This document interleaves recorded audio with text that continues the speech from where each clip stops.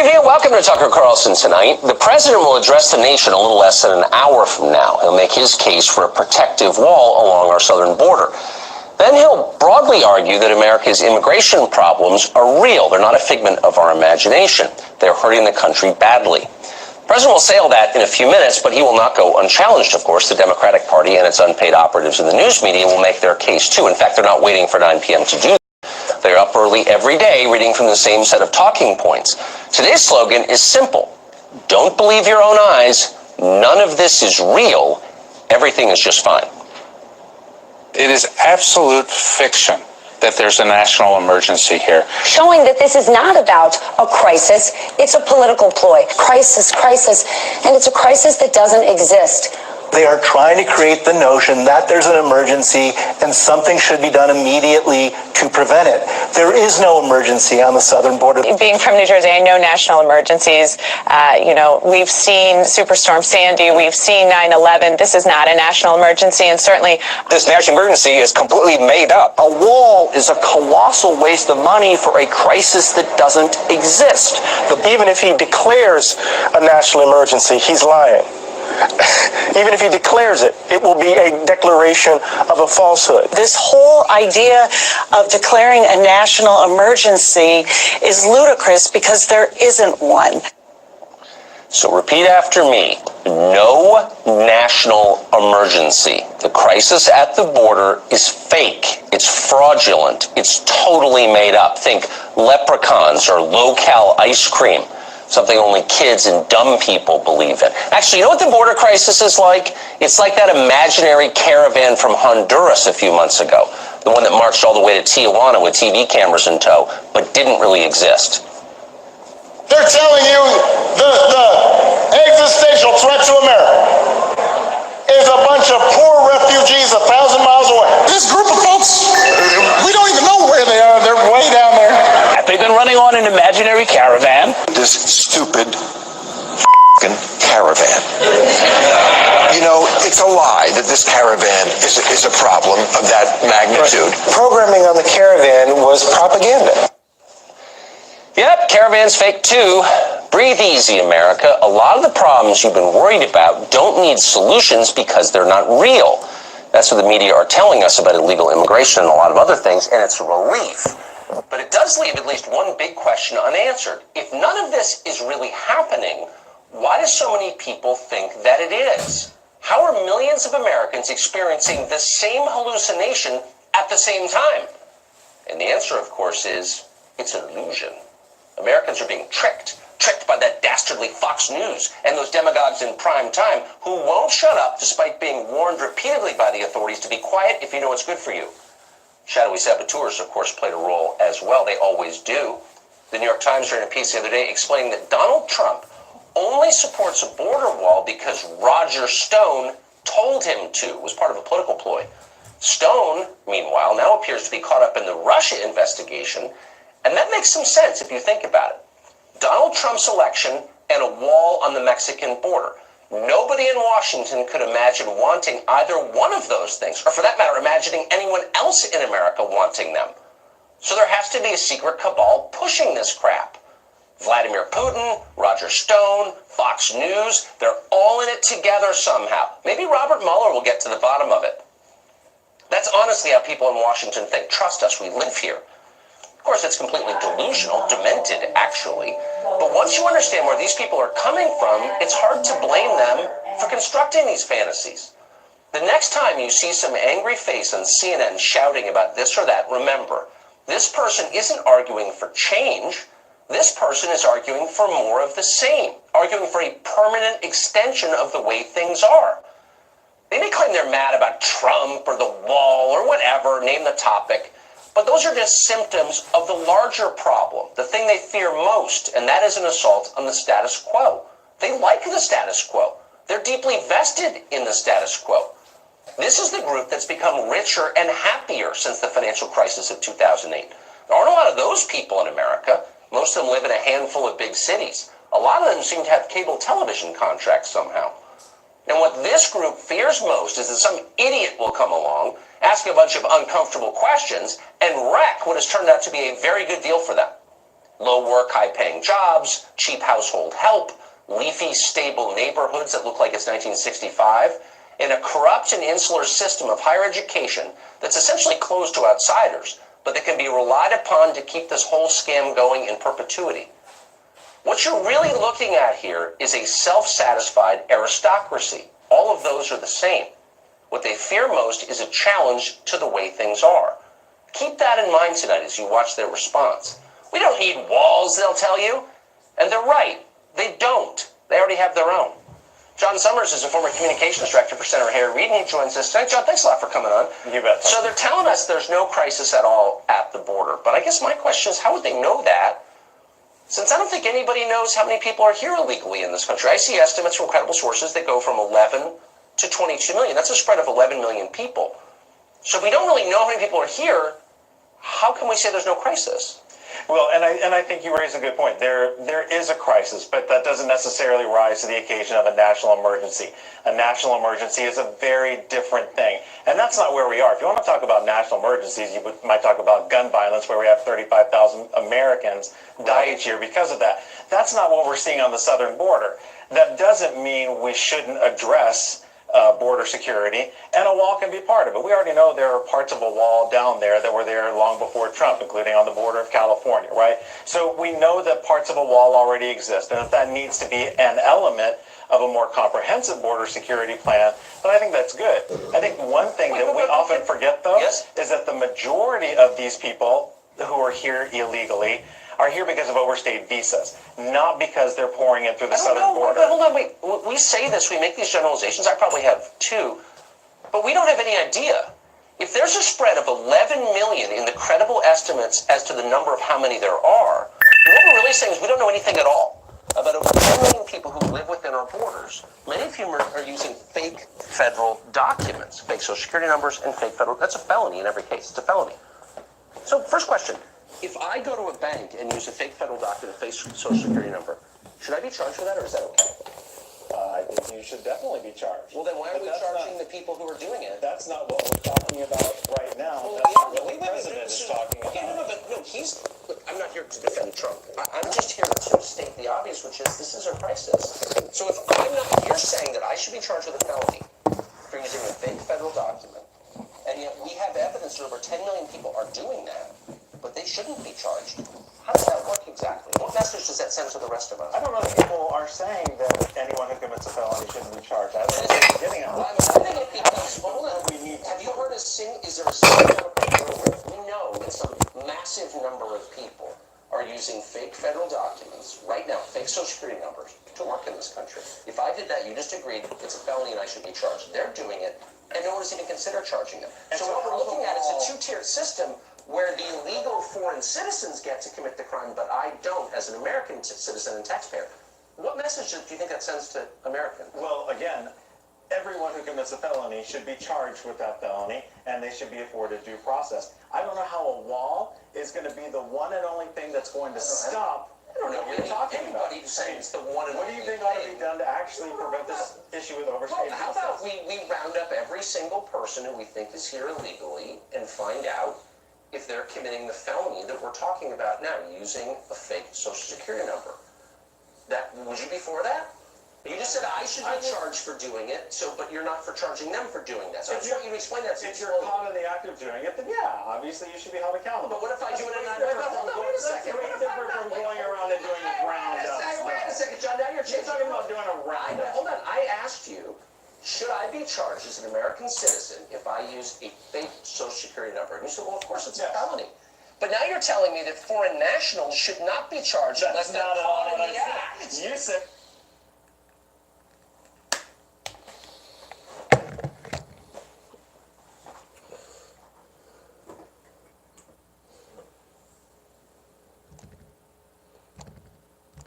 We go out and round them all up. That's a very different thing. We know that there's someone where they're actually doing their presence in our job market is prima facie evidence that they're committing that felony. And yet we're not doing anything about it because we don't care. We think it's okay. We're willing to offer them sanctuary in various cities, but we're not willing to offer American citizens the same sanctuary.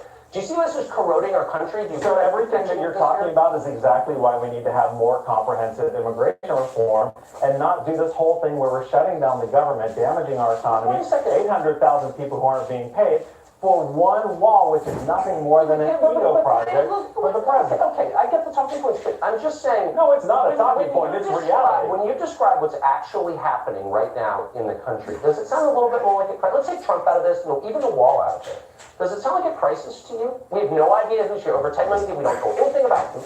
And after 9/11, the lesson was we need to know who's here, right? I thought that was the lesson. But we know that they're here, some huge number, and they're committing felonies, and nobody's doing anything about it. But that's not a crisis because why? I think it is one of many crises that we face in this country that absolutely should be addressed. Republicans and Democrats should work together in order to do that. But it starts with the president. The president has got to be willing to work on a total, comprehensive immigration reform package, not just one element of it. Can you name one Democrat running for president right now who sees this as a crisis, who's upset about it, who thinks this is corroding the bargain that the government has with its citizens, which is, follow the law and we'll all kind of get along? Every Democrat I know sees this as a crisis. Every Democrat I know believes we need to have strong, secure borders, that we need immigration reform that's tough on people who break the law, that's fair to taxpayers, and that's practical. Can you name one who thinks that we should prosecute illegal aliens for using fake federal documents? I don't know of any one of them. Right. All this soothing language, like, whatever. It's like, nobody even thinks of, what does that mean? All these people are living here, we have no freaking idea who they are, how they got here, what they're doing. By definition, we don't know. And that's totally cool. I don't think anyone's saying that's totally cool. Yeah, everyone's saying. But I don't think anyone, no, that's not any of, all those clips that you just ran, none of them said, oh, there's nothing going on, there's not a crisis. There's a sign it in front of doesn't the White rise House to the right level now. of national Like angry emergency. rich people from Northwest DC put a big sign, fake crisis. Okay. John, great to see you. You too. Thank you.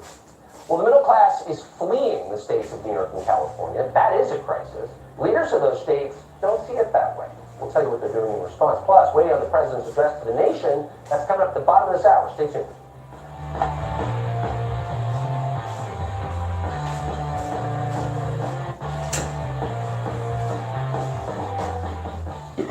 Well, there was a time not that long ago when New York, California, and Illinois were beacons of opportunity in America. Odds are you may have grown up in one of those states precisely because they were that. But now those three states are failing, and they're doing so at a very rapid pace. In 2017, New York, California, and Illinois were the first, second, and third in losing residents to other states. New York leads. New York lost 180,000 people to other places. California lost 156 people total. That number may be misleading because of the inflow. We're not exactly sure. Lost a ton, though. Illinois lost 114,000 people. They're the only states to lose more than 100,000 of their own population. Now, why is that happening? Well, you know the answer. All three of those places have become really hostile to normal people, to the American middle class. They're now places for the very poor and the very rich, with very little in between. They have a recognizable economic structure. It looks like Venezuela, 2010. Do they have plans to change that, though? No, they don't. Instead, their plan is to further tax the middle class to provide benefits to illegal aliens from other countries. In the state of California, the new governor, Gavin Newsom, says he will fight hard to uphold the state's sanctuary law. Watch this. Together, let us build a house stronger than the coming storms, yet open to the world. A house that provides shelter to all who need it and sanctuary to all who seek it. We will not have one house for the rich and one for the poor, or one for the native born and one for the rest. We will build one house for one California. The emptiest suit in politics. Sanctuary for all, though, all the world. Welcoming California now at taxpayer expense. Meanwhile, in New York, Bill de Blasio is promising free health care for illegals. For real, watch this. It's going to be for the first time a guarantee of health care. We're going to guarantee health care for New Yorkers who need it. We also have a way to provide direct health care to a lot of our neighbors who happen to be undocumented. They're still part of our community. They need health care. Their families need health care. Dave Rubin grew up in New York, lives now in California. He's got a vested interest in these stories. He's been watching carefully. He, of course, hosts the Rubin Report on YouTube and joins us tonight. Dave, what is, it seems like there's a recognizable pattern here. What is that pattern? Well, first off, Tucker, I don't know how I became a remotely sensible person growing up in New York and living in California now, but I guess I somehow did it. Because you I saw wanna the get that alternatives, Gavin- that's why. Right, well, I want to get that Gavin Newsom quote right. Did he say we have one house for the rich and one house for the poor, and that's a problem? He is quite rich. How many poor people do you think live in his house? I'm guessing zero. Right around zero. Endless, yeah, right, it would be roughly zero. I don't want to pin him down too hard right now. But look, this is this endless hypocrisy. I want to be very clear on the immigration front. I am for legal immigration. We are a nation of immigrants. My great-grandparents on both sides came here as immigrants. I'm sure your family came here as immigrants. As a matter of fact, I know that they did. Almost everyone in the United States came here as an immigrant, unless you're Native American or your family was brought here as slaves, and that's a separate issue. We are a nation of immigrants. But the idea that if you come here illegally, you should be getting more from the state, so the state should take from some who produce and give to others who are here illegally in the first place, to thus, force to force them to stay further illegally. This is a major problem, and what this really comes down to is what is so consistent with everything that's happening on the left these days and with progressives. We say things that sound nice. It sounds nice. We're going to give everyone health insurance. We're going to have sanctuary cities. It sounds really nice. But these are not things that are good for a society that truly wants to be free, that wants you to keep what you earn, what allows you to live as you see fit. This is a recipe for disaster if we're incentivizing people to do illegal things. I mean, this is pretty basic stuff, and yet it's become somehow controversial to say any of this. Why does no one ever raise the alarm over the more than 100,000 American citizens fleeing these states every year, and the close to 100,000 American citizens living on the streets as homeless people right now? You never hear anything about that. You never do hear anything about it. I mean, I can tell you this. I've been on tour most of this past year, and I went to probably about 80 cities in the United States, all over the country, everywhere from New York to California. And I was on stage in Denver, and I did a joke about how great I thought the city was, and the economy was great, and the people were all nice. I said, I'm considering moving to Denver. And after the show, people were coming up to me and saying, please don't say that. We don't want more people from California here. That just tells you, they're sort of joking to me, but what they're saying is people are leaving California. If you're being taxed to the nth degree in California, they're getting out of California, and they're moving to Denver. They're moving elsewhere. I mean, again, I can tell you that through doing this tour, all of the progressive cities, when I went San Francisco, when I went to Berkeley, when I went to Portland, Seattle, there are drugs, there are homeless people everywhere. In San Francisco, this is not a joke, there is actually an app to tell you what streets to watch out for human poop on. This is not a joke. People can check this out. No, it's not a joke. I mean, you go to a conservative city and it's pretty well run. Yeah, I think Boise and Jackson are fine. Dave, thanks very much. Great to see you. You got it, Tucker. Bernard Whitman is a Democratic pollster. He's worked with Bill Clinton and former New York Mayor Michael Bloomberg. He's looking across an expanse of brand new Democrats, right? Coming on. Thanks, Tucker. So I'm a little bit confused about this proposal from Mayor de Blasio. He's saying that everybody who is currently in the city qualifies for government-subsidized health care. Is there a limit on how long you've been there? Can I just come from any country in the world, land at JFK, and claim residency and get free stuff? Is there a threshold for how much you contribute to the system, or is it just literally everyone? Look, I think the debate, let me break it down for you. I think actually this is a very effective, efficient, conservative approach to delivering healthcare. The truth is, undocumented immigrants and those who can't afford healthcare already get free healthcare now. They go to the city's emergency room departments. It's a very inefficient way to deliver healthcare. They go for colds, they go for flus, they go for any number of things. They can't really get mental health treatment. They can't get basic services, so they go to the emergency room. Delivering healthcare, basic healthcare, preventative healthcare through the emergency room is a terribly inefficient way to do it. It's a drain on taxpayer money. This is looking at a way to manage healthcare better and to be able to sort of give preventive care to people. I'm very familiar with the talking point, but can I just ask you? It's not a talking point. No, of course it's a talking point. So liberals push for universal access to emergency room care, and when that turns out to be a disaster, they're like, look, we have to give it to everybody because our first proposal didn't work, and you know that is true. But let me just ask you, is there a limit? So why wouldn't this be an inducement for the world to land at JFK, claim asylum, and all of a sudden get the fruits of the most prosperous society in the history of the world. I mean, That's a good question, Tucker. The fact is, everybody already wants to come to New York. It's a very expensive place to live, but it is the beacon of the entire world. That's why it's America's largest city. People come here from all over the world to try to make it, and it's true. If you can make it here, you can make it anywhere. I think what de Blasio is saying is that if you're here and you don't have money, whether you're undocumented or documented immigrant, or you happen to be a citizen that doesn't have money, you deserve health care. Look, Hold on. So if I land from country X the next day, am I eligible for this? Am I eligible for a government subsidized colonoscopy?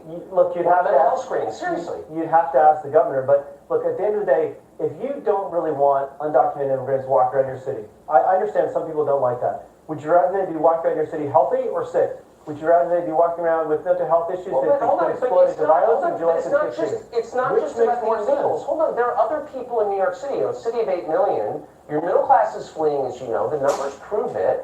They're not fleeing. Them. They are actually. The city population. The New York City population is very stable. No, the city's population of middle-class residents making, from 30 to 70 is not stable at all. It's shrinking. If you don't know that, you're not paying attention, because it's true. So let me ask you, what about them? Like, they're paying for a lot of this stuff. You crowd up their hospitals. You make it harder for them to get services. Like, does anyone care about them, honestly? I think that's exactly what the point is. We're trying to reduce the strain of the emergency room by giving people access to health care that can't afford it, or can do so, but on a sliding scale. So if you go to an emergency room and you happen to have money, you shouldn't have to wait hours and hours and hours, because people are just sort of flooding the hospital unnecessarily. That's why if we give health care to people, they can get basic preventative care that has been shown to reduce emergency room visits that are unnecessary. Okay, so here are the numbers, and I'll just end with this, but I just want to see if you can keep a straight face. Here's what de Blasio is saying this will cost. He says it cost $100 million, and it will cover 600,000 people. Now, we actually have a calculator on our iPhone, and we found that would amount to $166 per person per year.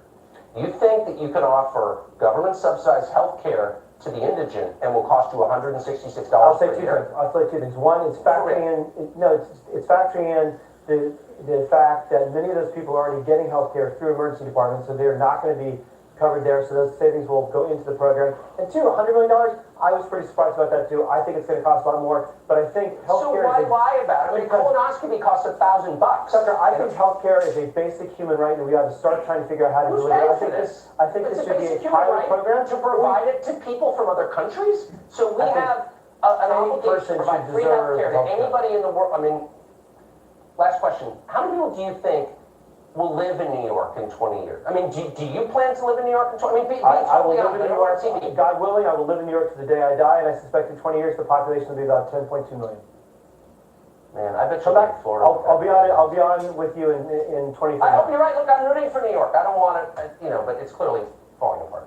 Bernard, thank you very much. Thank you. And good luck there. Thank you. Well, a top Democratic donor is facing some pretty serious questions after a second dead body was found in his home. It's a totally bizarre, it's a grotesque story, actually. But we'll bring it to you after the break. Plus, the president speaking to the nation at the bottom of the hour about the border. We'll have his address right here.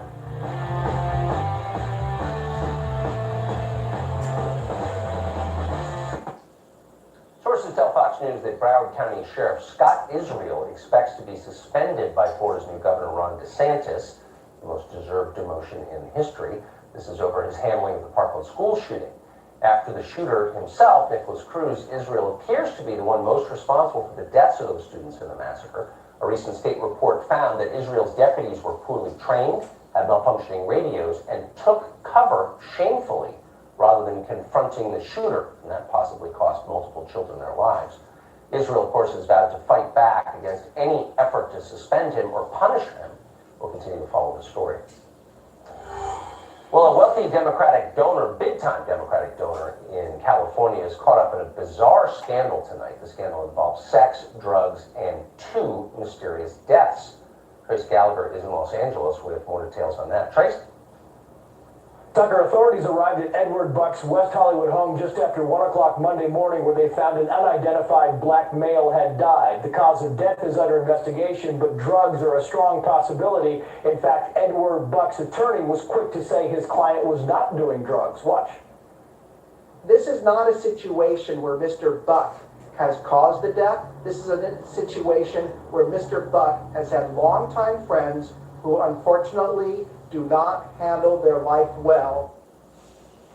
In fact, just 18 months ago, another friend also overdosed inside Buck's home. The death of 26-year-old Jamel Moore, a black male escort, was ruled accidental despite journal entries by Moore saying, quote, "I've become addicted to drugs, and the worst one at that. Ed Buck is the one to thank. He gave me my first injection of crystal meth. It was very painful, but after all the troubles, I became addicted." And in a final entry, he wrote, quote, "If it didn't hurt so bad, I'd kill myself, but I'll let Ed Buck do it for now." Still, investigators could find no proof that Edward Buck provided Jamel Moore with methamphetamines. But now the man who recently donated more than $500,000 to Democratic causes and candidates and is a well-known LGBTQ political circle figure is watching as protests erupt at his home. Watch.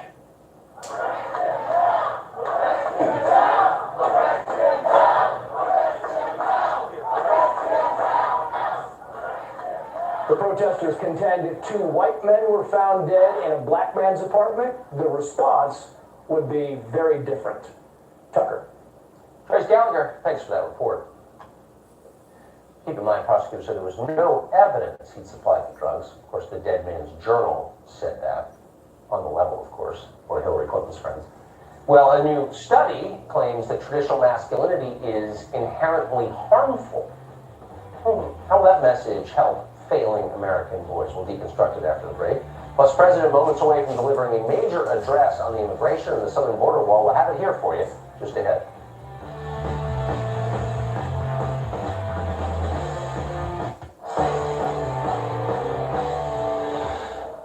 Well, American men are in deep trouble. The numbers show that very clearly. What's causing this? Well, according to the American Psychological Association, the problem with men is their maleness. Newly issued guidelines argue that, quote, traditional masculinity is harmful and that psychologists should somehow undermine it.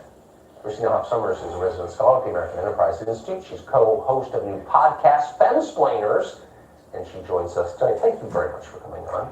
Great to be here. So I just imagine a study that found that inherently femininity is poisonous or inherently homosexuality is poisonous, and women and gay people should suppress the way they feel they naturally are for the sake of their mental health. Like, how would that go over, do you think? Not well. Yeah. And this is shocking because it was published by the American Psychological Association. It's the largest sort of scientific professional organization of psychologists, over 120,000 members, something like that. And it is just inundated with jargon about male privilege and hegemonic masculinity and androcentric European masculinity. I mean, it's ridiculous. It's a politicized doctrine. And just think if you had a depressed son or father and needed psychiatric help, psychological help, and you would have to worry that the psychologist was enthralled to this dogma. But I wonder if this dogma isn't causing depression, actually, since it's everywhere. I mean, what would happen if you told girls the qualities that make you feel female are poison and you must suppress them? What would that do to their mental health? Nothing good. Basically, we are treating masculinity as a pathology in need of a cure. Well, not we, the American Psychological Association. Right. And it's as if the average male needs to be re-engineered or re-socialized according to specifications from, I don't know, a gender studies textbook from the 1970s. It's outdated. You wouldn't know that biology played a role in masculinity. Yes. It just asserts dogmatically that it's a social construction, and because it was socially built, well, let's rebuild it according to the lights of these agenda-driven researchers. Only crazy people believe that because it ignores biological reality. I also wonder why this report doesn't address the real drop in testosterone levels over the past 30 years. Does that play some role in male dysfunction? No one seems interested in that. Well, no one fully understands Right. that. But what's sad, too, is that if you read the report, buried deep inside, there's actually some good advice. Oh, I'm sure. They recommend that psychologists, when you're treating a young man, if he's typical, he doesn't want to sit and look at you and talk about his feelings. There have to be other approaches, and they recommend shorter sessions and maybe go play basketball or something. Right. So they do make concessions to conventional masculinity while deploring it and denying it. And you would never know that men or maleness was ever synonymous with anything good reading this report. Should it make us nervous that politics is so clearly intruding into science? Definitely. And as I said, you would have to find out what a psychologist's politics were, what they thought about this report before you want to, for a man, send a young man or husband. Yeah. I mean, it's really appalling. We're entering the dark ages. It's sad. You are a light in the middle of the dark ages, so thank you, Christina Hoff Sommers. Great to see you as always. Democrats want something called a Green New Deal. You hear the phrase a lot. What exactly is that? We'll tell you after the break.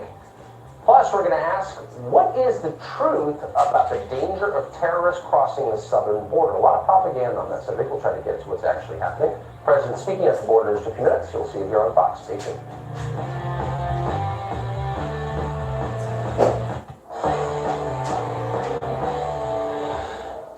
Well, American men are in deep trouble. The numbers show that very clearly.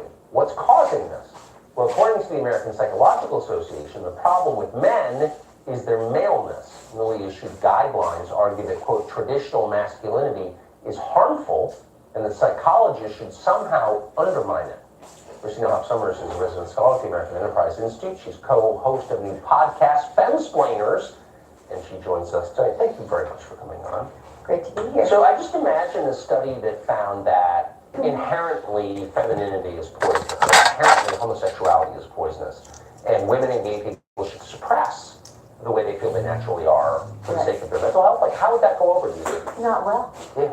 And this is shocking because it was published by the American Psychological Association. It's the largest sort of scientific professional organization of psychologists, 120,000 members, something like that.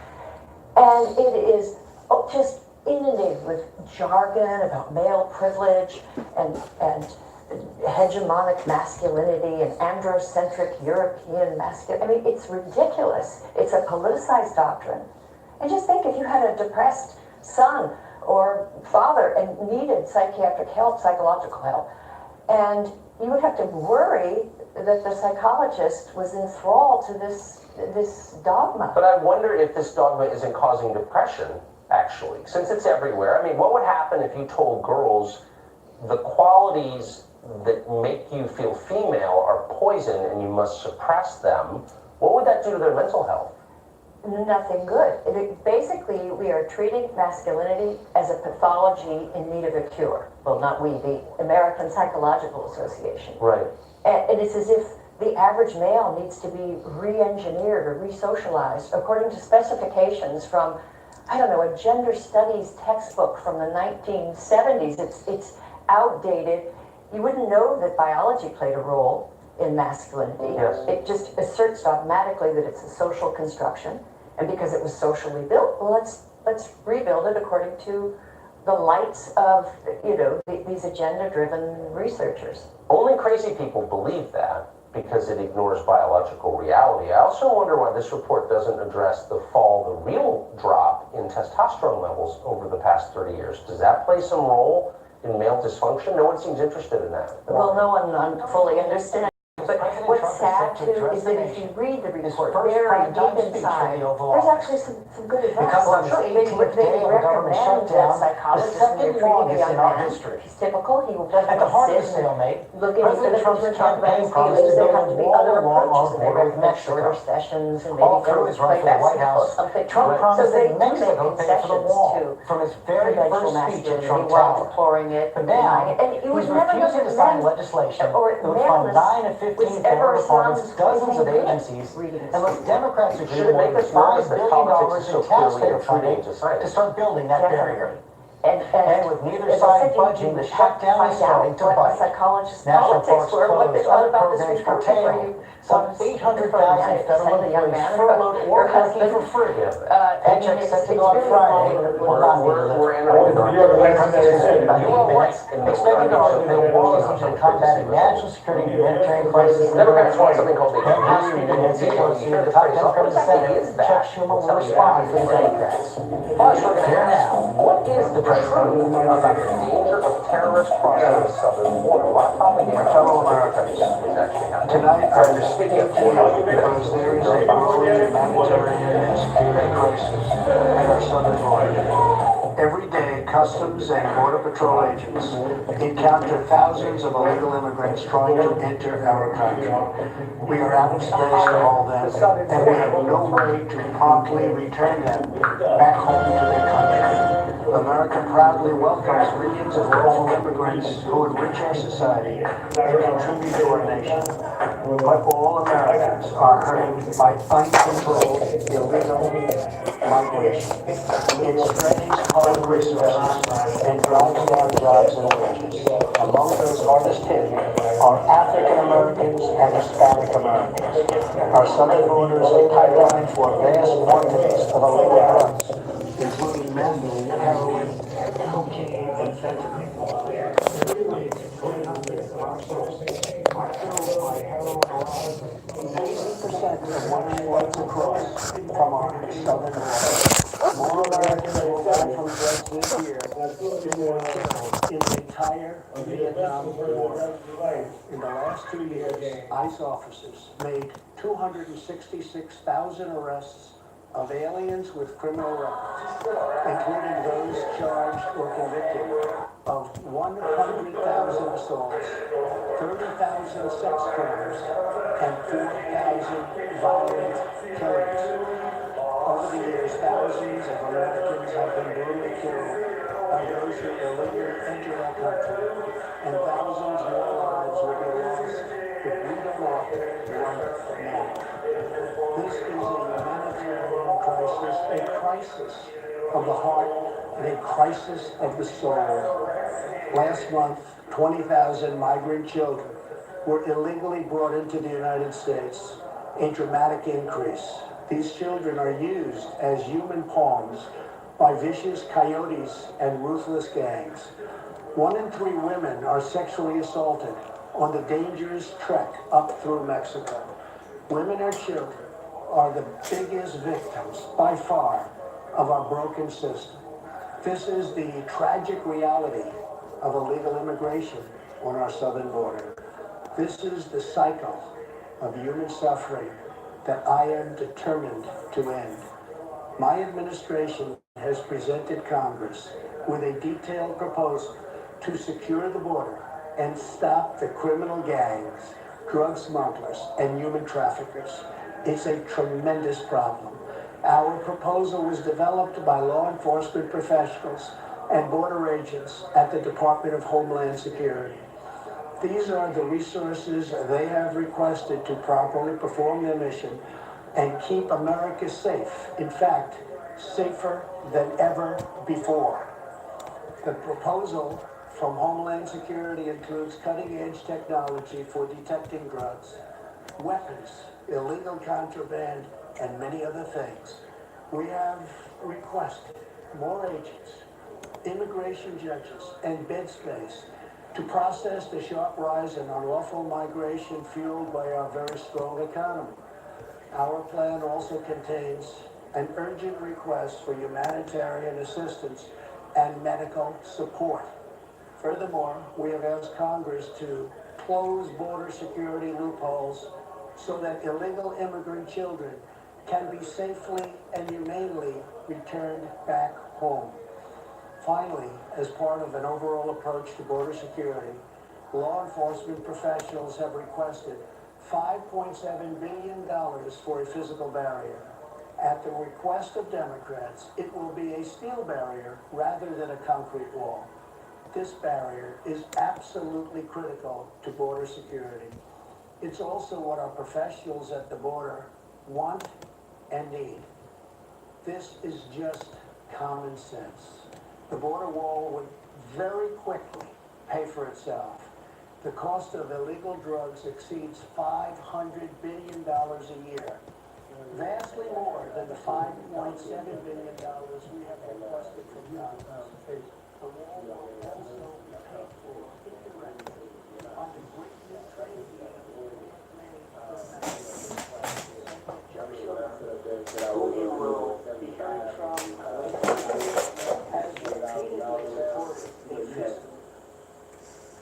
along Democrats. They changed their mind only after I was elected president. Democrats in Congress have refused to acknowledge the crisis. And they have refused to provide our brave war agents with the tools they desperately need to protect our families and our nation. The federal government remains shut down for one reason, and one reason only, because Democrats will not fund border security.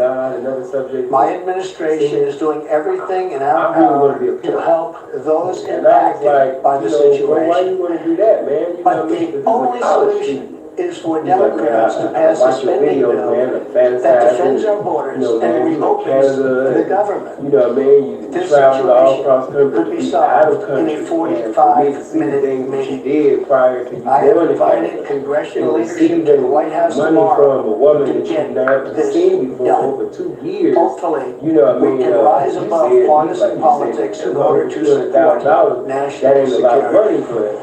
A lot of money, man, especially when you ain't got to see this person, man, you know what I mean, within 2 years, so, man, he's like, chances is, you know, he making 200-some-thousand, you know, after I get this degree, man, like, they don't build walls because add they things hate up. the people on the outside. And I said, man, you got your youth, man, you got something right now that money can't buy, man. Why are you going to get, you know, in a lifestyle of things, man, you know, you listen to stories about currency, but in reality, surrounded by homosexual allegations for many years. When he was focused, you know what I mean, the correctional facility, then you learned that I had a case in 08 that had 6 females, you know what I mean, now 6 females, you know what I mean, one was a minor, you know what I mean, but she came across identification, and the only way that I got out of the situation was she deceived the police too. You know what I mean? She was up in jail for 3 days. When they found out she was actually 14 and not 19 years old. In that one situation, could have sat up there and had me at the correctional facility doing these Air Force veterans. You know what I mean? The only reason why I'm out is because of the mercies of Yahweh God. You know what I mean? So, yeah, you know, I love to, you know, manifest my personality. You know what I mean? I love to use my gifts. You know what I mean? Spirituality, people while I'm incarnated. With murder for killing, beheading, some shit, and dismembering. And even though that happened in 2008 in Maryland, I said, man, it's 2019, still bring that up. Even though I was 23 years old, with only 10 months in the game, they judged me as if I was the 34-year-old citizen before them now. You know what I mean? Jealousy of over the last several years, I've met with dozens of families. Hey man, it's like I expect bitches. I never got angry at a bitch for being a bitch. I've held the hands of the women mothers. I'm not gonna get angry at these bitch ass niggas for having that motherfucking cheap perfume called jealousy. No, they do what the fuck they supposed to do, because before the foundations of the world, these niggas are predestined to be bitch ass niggas. That's their destiny. That's their calling in ministry in life. So I don't hate my haters. I have gratitude for American blood of my haters. So, you know what I mean? If you're a hater, you just don't have to watch this video, man. I just want to take out the time to thank God for your compromise in the name of border security. Keep making negative sense. I would ask, you know what I mean? Bless imagine if it was your child. But getting back to the conversation with the young man, I said, man, there's so many young kids, you know what I mean, they're facing life, and now some even have to do life and wait on their appeals so they can get their living back in society. Crisis. We living in an era now where one mistake can cost you your whole life. And tell them why would you want to get into a lifestyle like that, young man? Why would you want to get into a lifestyle that can not only put you in incarceration, but if you was like me and your mother's visiting visitation, she talking to you through a damn TV screen and y'all holding the American citizens about that. You know what I mean? My mother was in love with me, so she fly out from Chicago, you know, make Vegas, you know, come to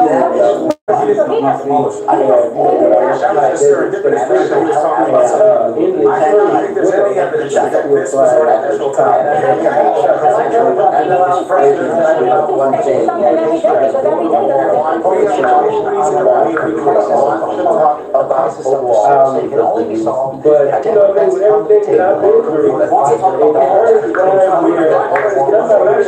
first time where, I'm actually like early, they've always basically had those. They always had a large following like King Solomon. They always, you know what I'm saying, not God. George doesn't necessarily make it one. So let's go over a few facts here. Apprehensions of illegal crossings, as you say, have been on the decline for decades. They have, however, been picking up in the last year and in recent months. And that is something that this administration likes to hammer down hard on and repeatedly use in their talking points. He also talked about the number of drugs that are used coming across this border. But I've got to say, virtually all heroin, many fact checks have shown goes through legal points of entry. We are hearing the president make the case to declare a national emergency. That seems to be what's happening here. But I gotta say, George, behind the scenes, up until even late today, his White House lawyers here were still trying to figure out whether this is something he can actually do. But also, Yeah, he has not yet declared that. He did not declare that in his speech. And I want to read Chief White House spokesman John Paul. John, they did have a mention of the president of Mexico being repeated this plan that somehow this U.S.-Mexico free trade agreement makes Mexico to the wall number one. The agreement has not been approved yet by Congress. There's no provision there to make Mexico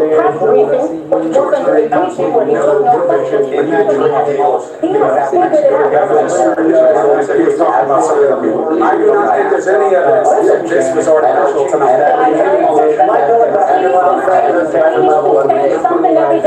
Just made by the president some 200 times during the campaign. It was a very direct one. It said Mexico would pay for the wall. They say indirectly through a trade deal. It said Mexico would pay for the wall, and that is not happening. And I also want to bring in our senior congressional correspondent, Mary Brewster, and Captain President will not be here. House Speaker Nancy Pelosi, Democrat leader, Senate Chuck Schumer. The president's saying there that only the Democrats can solve this right now. They're adamantly opposed to funding the wall. He also added this claim that he has changed his calls for the wall to a steel barrier at the request of Democrats. Yeah, and I'm told that's simply not true. Look, Democrats are here on the Hill saying it doesn't matter what this is made of, whether it's steel slabs or the concrete wall that the president long promised. Democrats simply are not going to spend $5.7 billion in taxpayer dollars to build this wall. The White House continues to insist with concession that the president put on the table. That simply is not how Democrats see it, and no matter what it's made of, it's not going to be enough to get Democrats to cave or budge here whatsoever. At least not yet. We're about to hear from the Democrats. We hear from the House Speaker Nancy Pelosi. We should also say that the president has invited the 8-time congressional leaders to come to the White House tomorrow morning for another first negotiations in days. But there's no sign yet this negotiation is going to go anywhere. We're now going to go to the Capitol. House Speaker Nancy Pelosi, Democrat leader Chuck Schumer. So why would you want to participate I appreciate the opportunity I said, man, to speak directly to the American people tonight. When I was incarcerated, shutdown, I put my mother through a lot of stress. My mother was a woman of God. Much of what we heard from President Trump about this sense of shutdown has been full of misinformation and even malice. And I still blame myself for Sandra Evans' death. Still to this day, because the reality is, because of her mental so much stress, my case, I want to do what I'm government. You know what I mean? It's too nice, but the president is rejecting these bipartisan bills which would reopen government over his obsession with forcing American taxpayers to waste billions of dollars on an expensive and ineffective bill. All he always promised Mexico would pay for it. The fact is, President Trump has chosen to hold hostage critical services for the health, safety, and well-being of the American people and withhold the paychecks of 800,000 innocent workers across the nation, many of them veterans. He promised to keep government shut down for months or years, no matter who it hurts. That's just plain wrong. The fact is, we all agree we need to secure our borders while honoring our values. We can build the infrastructure and roads at our ports of entry. We can install new technology. Well, don't you worry, I got the account number. I'm going to track it down. Can you hold on, Mr. Kennedy? I can barely hear you. Children, Mommy's on the phone now. What is that record though, man? What is it? I'm fat like that. I'm cool like that. Oh, you know that. Cool like that. I'm rap like that. I'm fat. What the are they talking about? I make an album or anything. I got shoes like that. I got on my mind like that. I get tripping like that. I stink like that. I like that. And it's selling. Women get their heart broke, they cry. Men don't do that. Men hold that in like it don't hurt. Walk around and get hit by trucks. Say, didn't he see that truck? I said, he wouldn't have seen the 747. Because his heart was broke. And you go out with other women when you love, you go out with other women, don't mean, right? You go out with other women and they talk and they go, you hear their voice and go, what is this talking about? Why don't she just shut the up? She ain't saying. You know what the worst thing about always want some credit for some they supposed to do. For some they just supposed to do. And will brag about some a normal man just the say something like, I take care of my kids. You're supposed to be a dumb.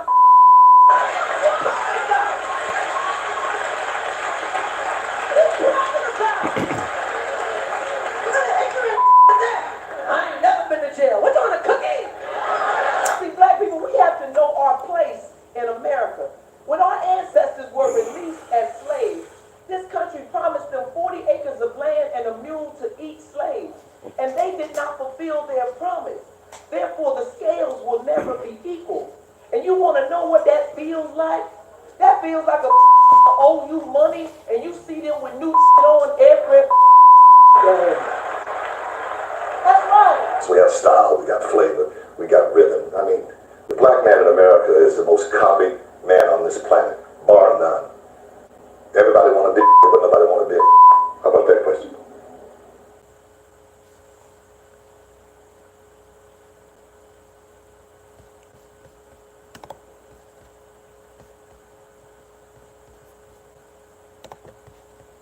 Child all your life, you know when something's wrong with your child or something right, and you also know people are lying on, you know, your grandson or your son.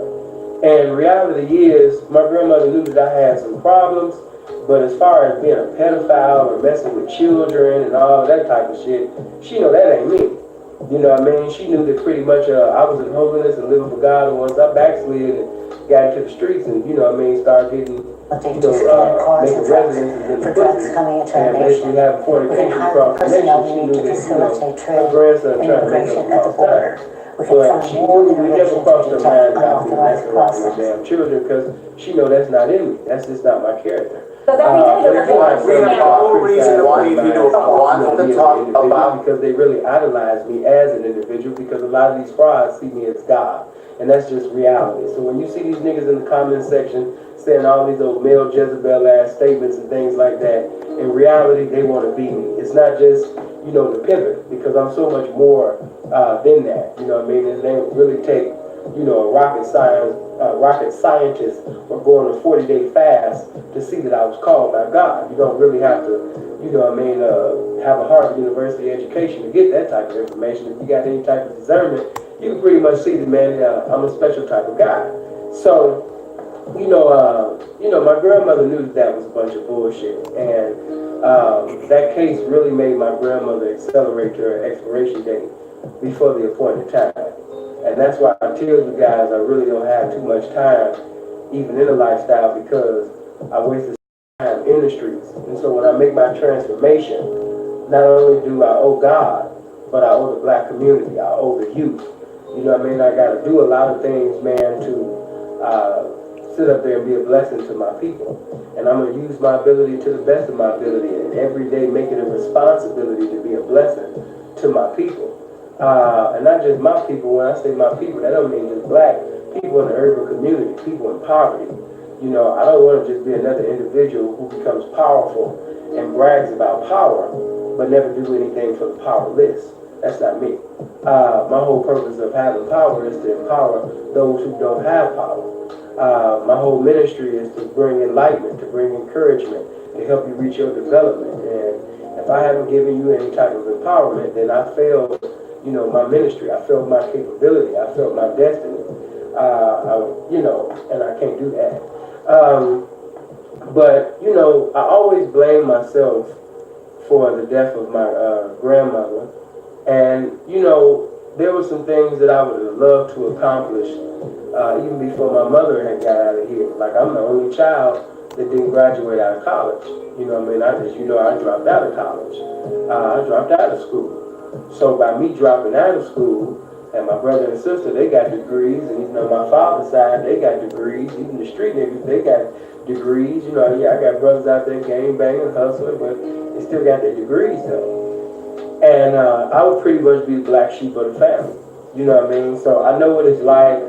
You know, everybody got degrees. You know, your siblings never been to jail and prison, but you have. You know what I mean? So it's like, you know, your siblings, they put a smile on your mother's face, but your lifestyle is putting tears on your mother's face. And to you young people, I don't want you to repeat history. If there's any type of information or words of exhortation that I can give you, you know what I mean, to help you make history instead of repeat history, that's what I'm going to do, because I'm here to give you an outstanding understanding so you won't repeat a misunderstanding.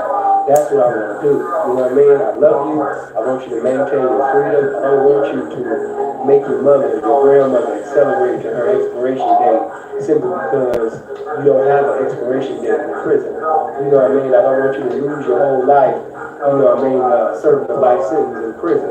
You know, because like I said, man, in the day that we're living in, one mistake can cost you your whole life.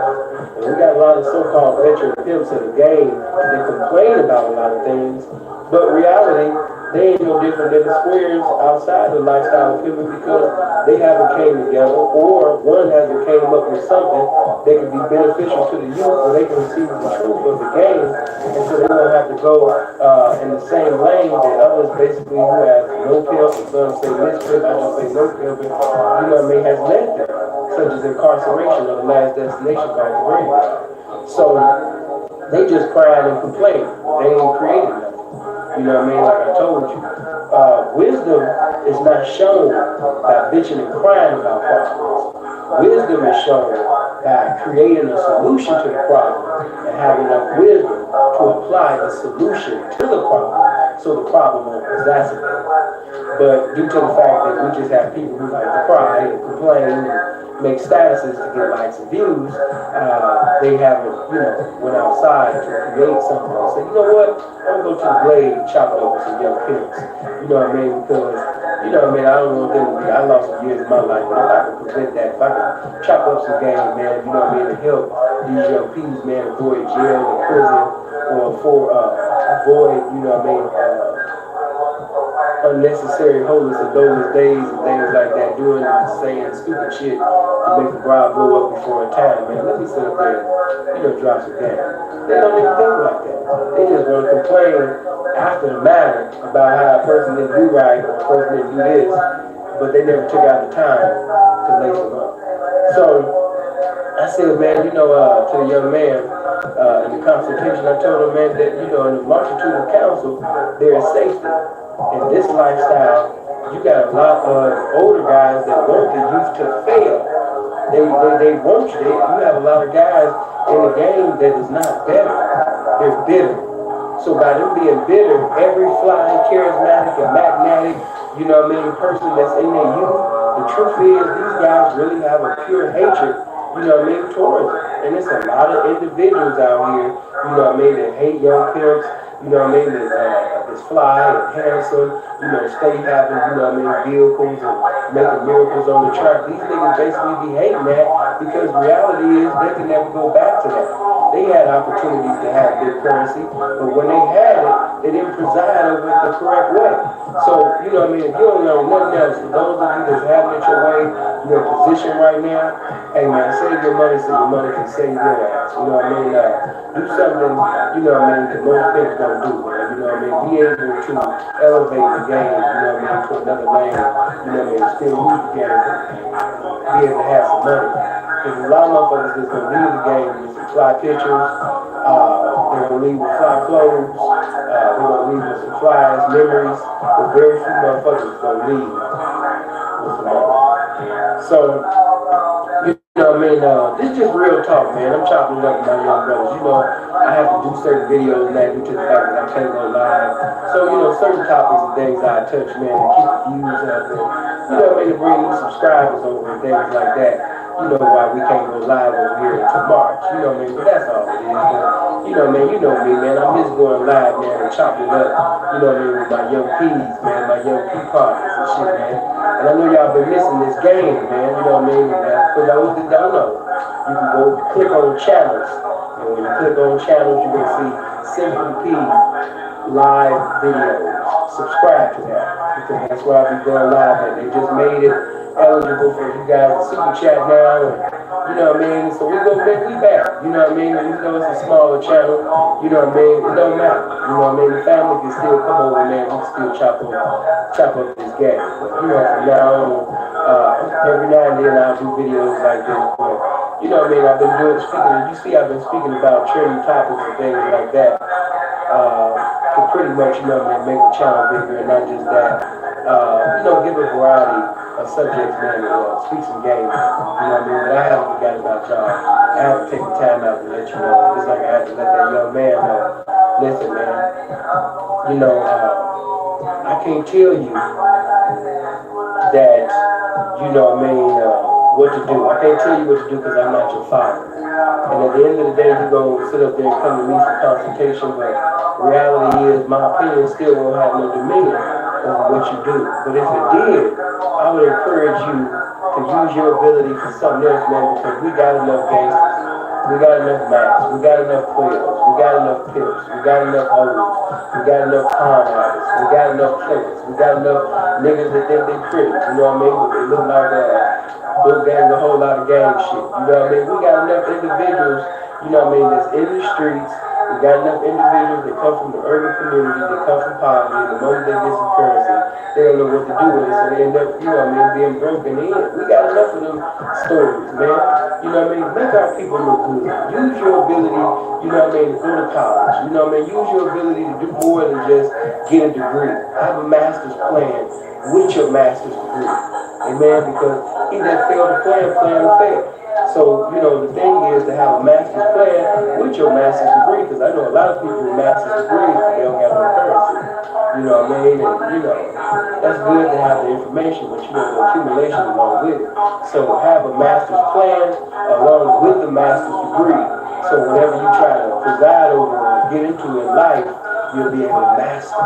You know what I mean? Why? Because you specialize in that field, and not only that, you're going to be successful in it because you got a master's plan.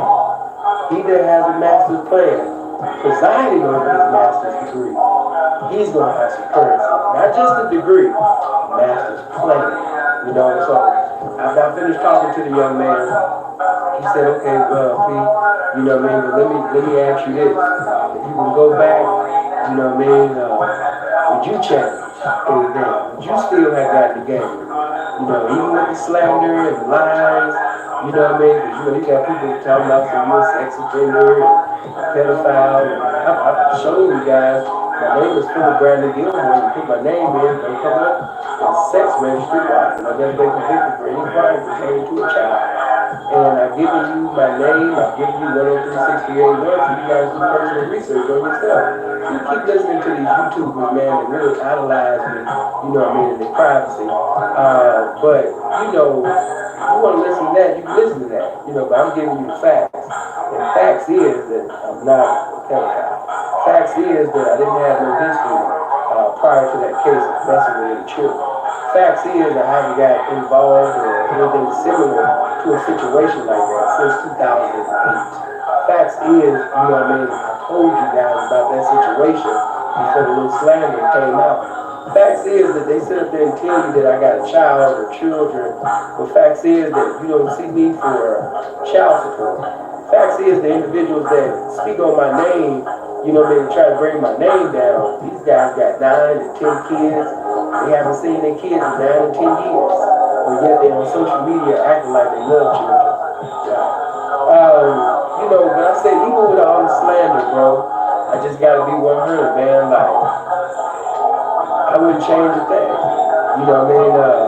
In reality, you know, God allowed me to go through things that I went through, man, because it's preparation for the things that I'm going to do in the future. I don't think that Malcolm X would have been that profound, eloquent, anointed speaker and be able to, because anybody can preach and teach, but they couldn't reach like Brother Malcolm because they didn't have the testimony in the streets like Brother Malcolm. And so with that being said, you know, I appreciate God for allowing me to go the way that I went, my ups and downs, my turnarounds, you know, sleeping in the Greyhound, sleeping in the bathroom stalls in the casinos, having homeless and boneless days, sleeping in rentals, you know what I mean, had to trip up out of those situations, going to a whole other state that I've never been to, but I got so much faith in my information, you know what I mean, which is the game, that I know that when I leave this area, my results, you know, won't be the same as when I came, you know what I mean? So, if I had that much faith in my uncommon information within carnality, just imagine my mentality and spirituality when I return back to the holiness of God. So, you know, I appreciate my ups and downs. I appreciate my adversity. I appreciate being lied on. I appreciate the haters. I appreciate the multitude, you know what I mean, that wanted to sit up there and assassinate my name. I got gratitude for the multitude of my haters, you know what I mean? Like I always say, you know, they promotion to me. My haters work hard to me. I don't have hoes, but you know, they work harder than hoes. You know, as you know, I'm the best square in the world. But I told him, man, you got everything to live for. And you know, one of the amazing things about you is, you know what I mean, not only did you have a desire to ask about the game and you know, learn more about the game and things like that, but because of certain situations that he revealed to me, I can see that you're applying the game. And I love that. You know, but I said, man, this game this ain't for you. You know what I mean? If we got enough of this shit, you know what I mean? I need you to do something, man, that's uncommon. You know, I need you to sit up there, man, and create, you know, a movement for other young brothers so they don't have to come out to the streets and get involved in something that can take away, you know what I mean, his freedom. You know what I mean? I want you to teach these young black men, you know, how to be men so they can have a point of reference of what a man is. Because it's impossible to conform and perform a behavior that you've never been informed about. So instead of striving to be the man in the streets, you know what I mean, be a man, be the man that God called you to be. So males that profess to be men can be compelled to be the man that God called them to be. You know what I mean? So we got enough, you know, individuals, man, that, you know, want to be something in the streets and things like that, man. And, you know what I mean? The reality is that, you know, a lot of them guys gonna get killed, a lot of them guys gonna die broke, a lot of them guys gonna have diseases and some bullshit. And I don't want you to be another statistic, you know what I mean? So the reality is, man, I love your freedom and I love the ministry that God got over your life, man. You know what I mean? We're not gonna go down. God got a great plan for you. And just like I told that young man that God got a great plan for him, real talk is God got a great plan for you too, young man.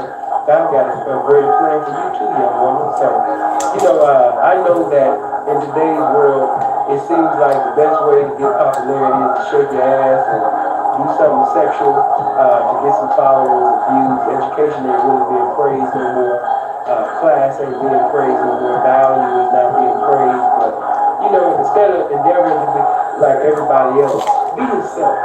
You know, man, I'm 34 years old, man. I've been in the street for a little minute now, but I've never been drunk before. I've been in these streets a little minute now. I've never been high before. Been in these streets a little minute now, man. I don't got no tattoos. You know what I mean? Why? I'm not trying to be like them, man. I don't want to look like them.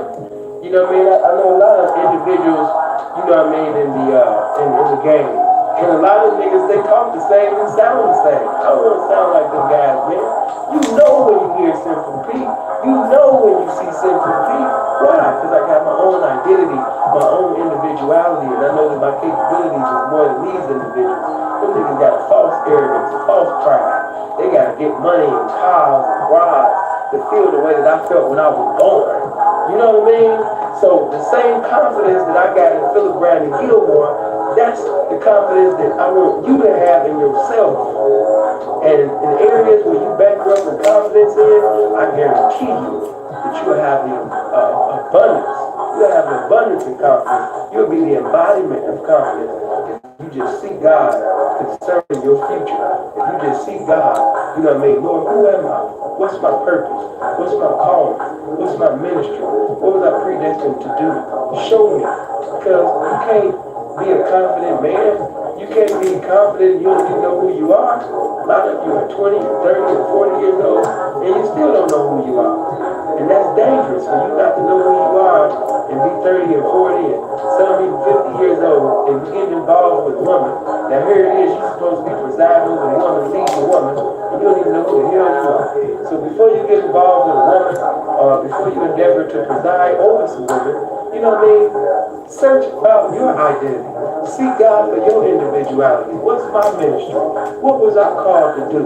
Y'all speak to me. You sincerely and earnestly say that to God and humbly make, you know what I mean, that particular prayer to God. I promise you, He is just and able to do exceedingly abundantly above all that you could ask and think. And He'll bless you, you know what I mean, with the calling on your life. He'll bless you with the information on who you are. So, I just had to take out the time, man. You know what I mean? I didn't know. Of course, I'm gonna get back to what you guys want and things like that, but I just had to let my mistakes be known. Let the S on my report card be known. Because when I spoke on Puff Daddy, when I spoke on Jay-Z, when I spoke on Sam Cooke, it was never to minimize and criticize these incomparable people, these legendary individuals. It was just to show you that, compromisation and favoritism, you know what I mean, and people's judgment. Because in righteous judgment, there is no favoritism. In righteous judgment, there is no compromisation. You know what I mean? And if I can speak on the failures and mistakes of others, surely I can speak on the failures and mistakes, frailties and iniquities and transgression that has hindered me from having my progression in life as well. So I just wanted to take out some time, man, and let the young people know, man, listen, I'm not glorifying, anything in the streets. If anything, I'm mortifying it to you so you don't make, the same mistakes that I've made and others made. Learn from my wise words and learn from me as to be a proverb on what not to do. Make sure you like this video. Make sure you share this video. Make sure you get in the comment section, whether it's positive or negative, whether you want to, cuss me out or whatever. As long as you get in the comment section, man, and let me know how you genuinely, sincerely feel. Man, I thank you. I appreciate you. You know what I mean? And let me say this also. To my mods, stop deleting the comments. You know what I mean? Certain ones, I don't like when they stop deleting the comments because the negative comment, it compels others to reply to it, which, it keeps a debate going, or it keeps up things within the comment section going, which generates more attention for the video. So, I'm simply Pete, man. Y'all don't care nothing about that. A lot of guys, they just be saying things, man, that make me come down from the heavens and give them some type of acknowledgement. But I can't bless them. It is what it is. But make sure you hit the share button. Make sure you hit the like button. Make sure you hit the subscribe button. I love you guys. I love the youth. Stay out the street. It's not what it's worth. It's an illusion. These things that's in the street, everybody pretending to be happy. Everybody pretending to have serenity. Everybody putting on Oscar award performances as if they got an unlimited amount of currency. All these things for popularity. All these things for attention. You don't got to do that for attention. A lot of you guys doing and saying things for attention, you're going to end up in a damn attention center. So, as always, man, just putting some paper in there and selling real cake, man, to give clarity and showing charity at the same damn time, man. I love you guys, man. Stay blessed. The first thing I thought, the R. Kelly messing with young girls started before I had ever heard about R. Kelly. Okay, the first time I heard something about R. Kelly was, I want to say he was married. No, actually, I don't remember. At the time he was married to Aaliyah, I don't remember that happening at the time. I remember him later on hearing that he was married to Aaliyah, but at the time I didn't hear it. The first time I heard about R. Kelly was he peed on the girl. And I don't remember what year that was, but that was the first time that I had personally, Kevin Fredericks, personally heard anything about R. Kelly, was that he peed on a girl. And before I even go on, I was thinking about this video, and I gotta admit, I am complicit in part of the problem. So, I heard that he peed on a girl, okay? And that was like early 2000s, I believe. And unfortunately, and I feel bad about this, that didn't really stop me from listening to his music at that time. Okay, I still consumed his music after hearing he peed on a girl. Okay, Trapped in the Closet, I think, was around that time. I only recently, like the last 2 or 3 years, have been like, all right, I'm done. So, I gotta keep it 1,000 with myself, because I usually get on here and talk about everybody else, but I gotta keep it 1,000 with myself. I did not stop when I first heard about it, and I think that is part of the reason, a big part of the reason that he was untouchable for so long is because people just didn't stop. They didn't stop him. They weren't affected by his music. His sales weren't affected. And since the record industry was like, well, people ain't really tripping, they continue to protect him. The people around him continue to protect him. So I gotta own my part in the continuation of his, who he is. No, we did not, as a people, until very recently, stand up and say, yo, enough, I'm not listening to his music, none of that. So I know that that's like 15, 16 years before I stopped cold. I stopped cold turkey probably about a year and a half ago, and that was before the documentary. So let's jump back into the documentary. So his first 2 songs, so the first R. Kelly song that I ever heard as a kid was Bump and Grind. And I think he had Sex Me and something about honey drop or honey kiss or something like that. And I didn't know about that until the documentary. Bump and Grind, my mind's telling me no, was the first time Honey Love, that's what it was. Honey Love. So I learned about Honey Love on the documentary. And I never bought an R. Kelly album personally. I told y'all before, my parents only listened to gospel music. Everything else I heard was what my brother listened to or my friends. So I didn't personally know anybody who listened to the whole album, so I didn't hear about Honey Love.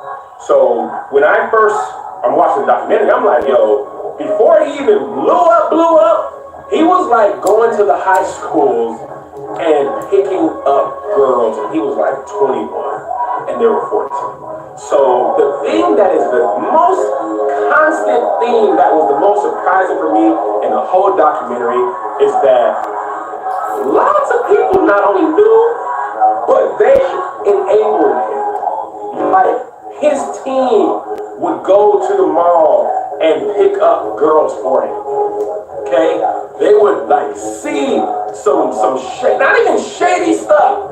They would see him like the dude on the documentary with the braided back hair.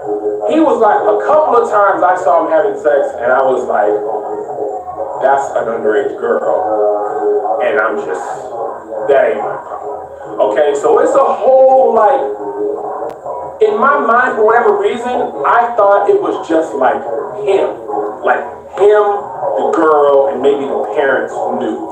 But there's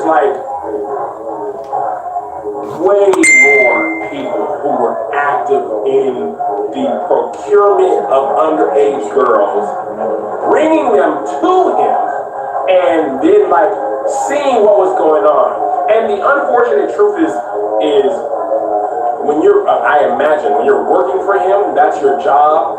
People ain't finna really try and mess up their check. Okay, that's probably the unfortunate truth. People ain't gonna mess up their check. So they say, if you're his assistant or tour manager, and he says, go get me some girls, he literally means children, 14 years old, 15 years old. And people knew, now they're on the documentary I know that was wrong. And, that I can see now that was wrong. And honestly, and I can tell you guys from being in Hollywood, that's part of the reason why celebrities and famous people are terrible people, because when you're a producer or you're in production and you're on the crew, and this even happened with my kids, it is your job to keep the talent happy. Okay, so when my kids were really young, this is part of the reason why we pulled them back from Hollywood. my kid, my youngest son, he was like 3 or 4 when he was in the business. He would have an attitude. He'd be like, I'm not shooting until I get fruit snacks. So, or I want a banana. And they'd have all this crafting table spread of full food, and he'd be like, but I want a banana. And the producer would be like, we'll send the PA to go get you a banana. What kind of banana? We'll get you an organic banana. We'll get you green bananas. We'll get you ripe bananas, unripe banana candy. And I stepped in and I was like, no, my son, if he's at home, ain't no bananas at home, ain't no bananas. You can eat what is available for everybody else to eat, or you cannot eat. But that doesn't happen a lot. Most parents of children actors, they are equally as bad as the kids. So you grow up entitled, and people don't care. They don't care about it. Like, for instance, if he wants ice cream or fruit snacks, they'll give it to him. They don't care about his dental bill, whatever. It is my job to keep you happy. And a good production assistant, a good producer keeps their talent happy. So I know that people are doing their job, or they feel like they're doing their job by keeping R. Kelly, who's the talent, happy. And they're like, oh, this is my guy, this is my man, he does whatever you want. Same thing with Brett Ratner. Part of the reason he got into the game is he brought girls for all these other stars, and that was his thing in his role in the Me Too movement, and that's what they said. He even admitted that. So I can see how that part works. So, and then as part of the complicit thing, I was also thinking like people didn't know, people in his circle didn't know, but Sparkle talked about this. She was one of his artists. She had known about the rumors, seen the rumors, and knew his likes, and still let her niece be around R. Kelly. And from the documentary was like teasing a little bit, but from what it looks like is the niece, Sparkle's niece, is the one that he peed on in that videotape. Because towards the end of the second episode, the girl was talking about, hey man, this is kind of, it starts off like this, and then they end up having a threesome. And I know this girl's underage, but I'm kind of scared. And next thing you know, we're videotaping. It kind of led us, it teased us. I don't know exactly because I don't know for sure, but it looks like they're teasing it that Sparkle's niece was the one. And R. Kelly, in the whole like sex slaves thing that was more recent, it was a lot of parents who were like, my kid wants to be a star. I'm handing him over, or I'm handing her over to him to help her career. And so that leads me to my next point of like seeing how like you hear R. Kelly have sex slaves, and you're just like, how would anybody be a sex slave? People are strong, this and that. How do you even get there? And the girls really talked about it, and I never really I'm not really a manipulative person. I don't really know how that works. But what they explained actually made a lot of sense to me. It doesn't start with, hey, you are my sex slave. It starts with manipulation, with just small things. Hey, call me daddy. Just call me daddy, that's what I like. I don't, don't call me hard. Like, this is our relationship, call me daddy. And the girls were like, yeah, I mean, at first you're like, okay, I mean, that's weird, but it's not that weird. So whatever, I'll call you daddy. And then it goes from call me daddy to, hey, you know what? I like when you wear this. I like you in these clothes. So here's the clothes I want you to wear. And they're like, okay, I mean, call you daddy, no big deal. And you like me in these clothes, I'll wear these clothes. And then it's like, and you know what? This is me and you, girl. Just talk to me. Don't really talk to anybody else. And I don't really want anybody else talking to you. And the girls were saying how like it gets progressively more and more weird, and I see people are calling it grooming, but it's not like overt. And the psychologists were talking about this. It's never like move into my sex dungeon. It's call me daddy. I like these clothes. Wear these clothes. Don't really talk to anybody. Talk to me. If you want something to eat, ask me, and I'll take care of you. And then next thing you know, you don't have your phone, you don't have your own clothes, you gotta ask him what to eat, and all that type of stuff. And now you are like fully engaged. And even like the sex slave thing, it doesn't start like that. Apparently he has, in his studio, he had beds in there. And they were saying like, this room had a room with a girl in it, that room had a room with a girl in it, this room had a room with a girl in it, this room had a room with a girl in it. So the girls are just walking in, and they're just like, man, this is like kind of weird. But like, I'm also low-key scared. And also, here's the thing how this works. They are young. Like, 14 is really young. So if this man's 25, 30 years old, and you're 14, like wiping his sweat off his beard, and he's lifting the towel, and maybe grabbing him all, like down here, he's pumping, and they're like, he's like sticking his body out, maybe grabbing on him, and I'm just like, yo, that's like, I cannot do that. Like, that ain't, like, obviously he's not making music for me, or winning or whatever, and his concert, his live experience is for winning, but like licking the towel and wiping the beard and grabbing on the balls, I was like, bro, nah. I don't want nothing to do with none of that. Like, and that's why it's not hard to be like, when his content is like that, and his music is like that, and his allegations are like that, it's not hard to believe he had sex slaves.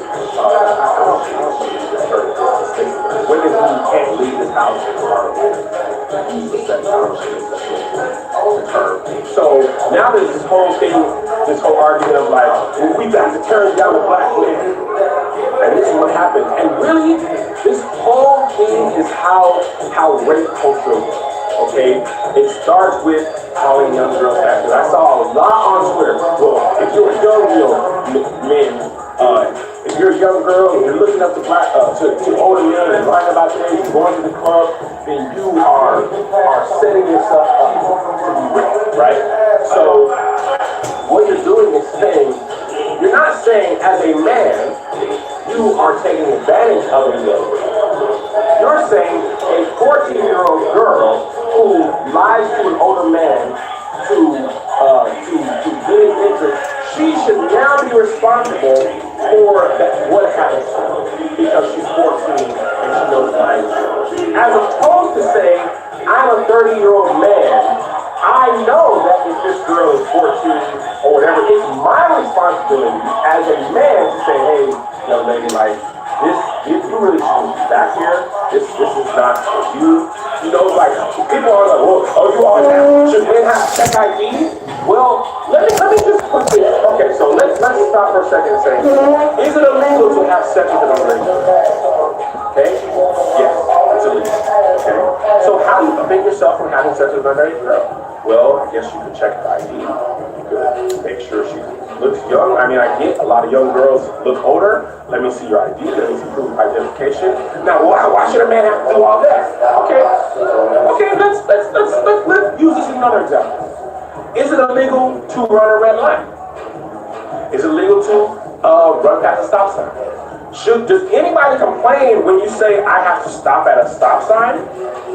Because the law says I have to stop by, and even there's nobody around, I should have to stop by a stop sign? Well, it's illegal. You expect me, stealing's illegal, but as a man, I'm hungry. You expect me not to steal, and now it's my responsibility to go out and get a job and pay for food when I can just steal it? Well, it's illegal to steal. So yes, if you don't want to go to jail or you don't want to commit a crime, then maybe if you feel so, I've got to check ID, well then maybe, if you don't check ID, then maybe when you get arrested, you should not be surprised. Because the person that you are with is underage. It is your responsibility, and why are we putting the onus on women? And this is also part of rape culture, victim blaming. We gotta train our girls. You can't dress like this. You can't do this. You can't do that. Rape culture never says, hey, men, how about you don't have sex with girls without the consent? How about you don't have sex with girls that are underage? Even me as a married man, I don't even want to be caught in what, not even talking about young girls, just anyone. I don't even want to be caught in a room alone with a woman where it could be my word against hers. Because, hey, man, you know what, I'm married. You want to ride with me to a place, then make sure there's somebody else in the car. I'm going to make sure that I'm not in a position where I can do anything to where it looks like I was in the wrong.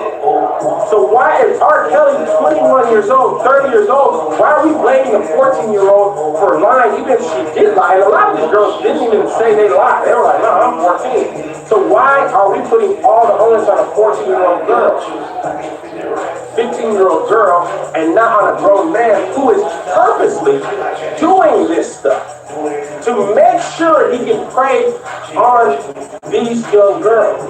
So why is it, if men can take responsibility and all this other stuff, I pay my taxes, I do this, I do that, well, check ID, I mean, now, you want me to get consent before I say, well, that's going to take me out of the mood. Well, listen, man, if you feel like that, this kind of been my whole thing with Me Too, because I ain't really have no problem with none of that. I don't feel like, well, they just taking away all this stuff.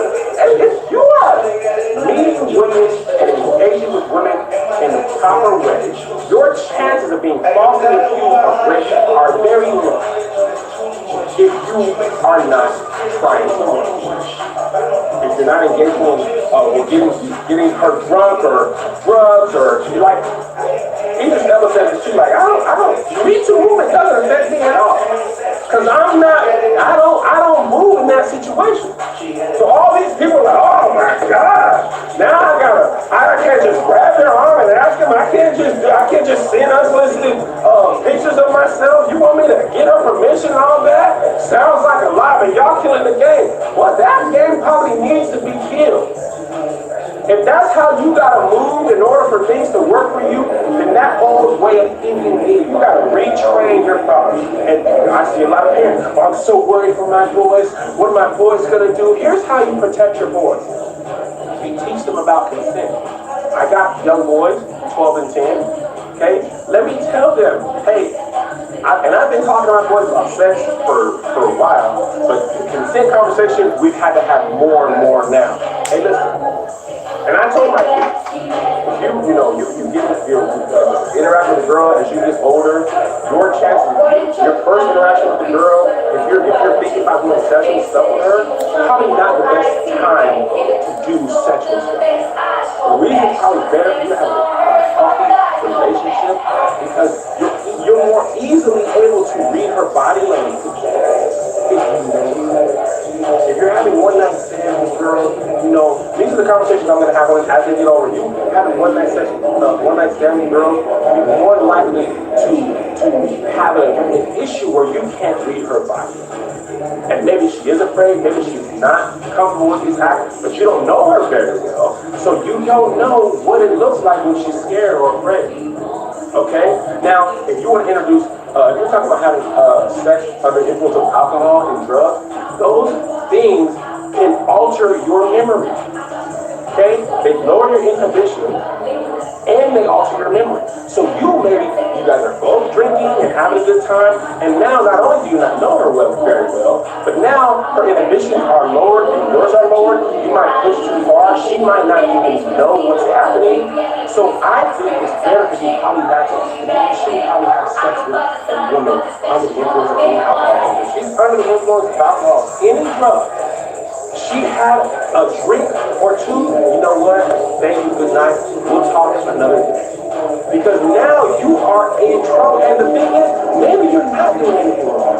But because you are not in a great position, now your right intentions can be wrong. And maybe you don't know because you can't even read her side. So I wouldn't recommend you have sex with girls who have been drinking, or you have sex with girls who have been drinking.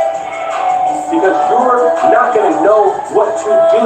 You're not going to be able to read body language. And a lot of times, women don't say no overtly. They're just scared, so they allow something they're not really comfortable happening. And maybe when you are sober, you can read those body language cues more easily. Or you can have a conversation. And if you don't feel comfortable doing that, having that conversation, then you shouldn't be having sex with them. If you're not comfortable having a conversation where you say, is this okay? You sure you want to do? Oh, I don't want to ruin the mood. Ruin the mood? You don't want to ruin the mood. You know what ruins the mood? Being in jail. Being accused of rape. Not being able to do a job. Being labeled as sex offender. That ruins the mood of your life. So if you're not comfortable having those conversations, then maybe you should not be having sex with her. Okay? If she's comfortable, it won't ruin the mood. I have sex with my wife. There's some stuff I want to try. Hey, man, we cool with this or last night. Doesn't ruin the mood. It don't ruin the mood at all. It's fine. So if you're having those conversations with your sons, okay, your sons, because now your sons are not preying on women. And also, here's another thing. Part of rape culture is, oh, if I catch my son in the room with a girl and he's too young, that's my boy. And here's another thing that I gotta admit, I was wrong on the thinking.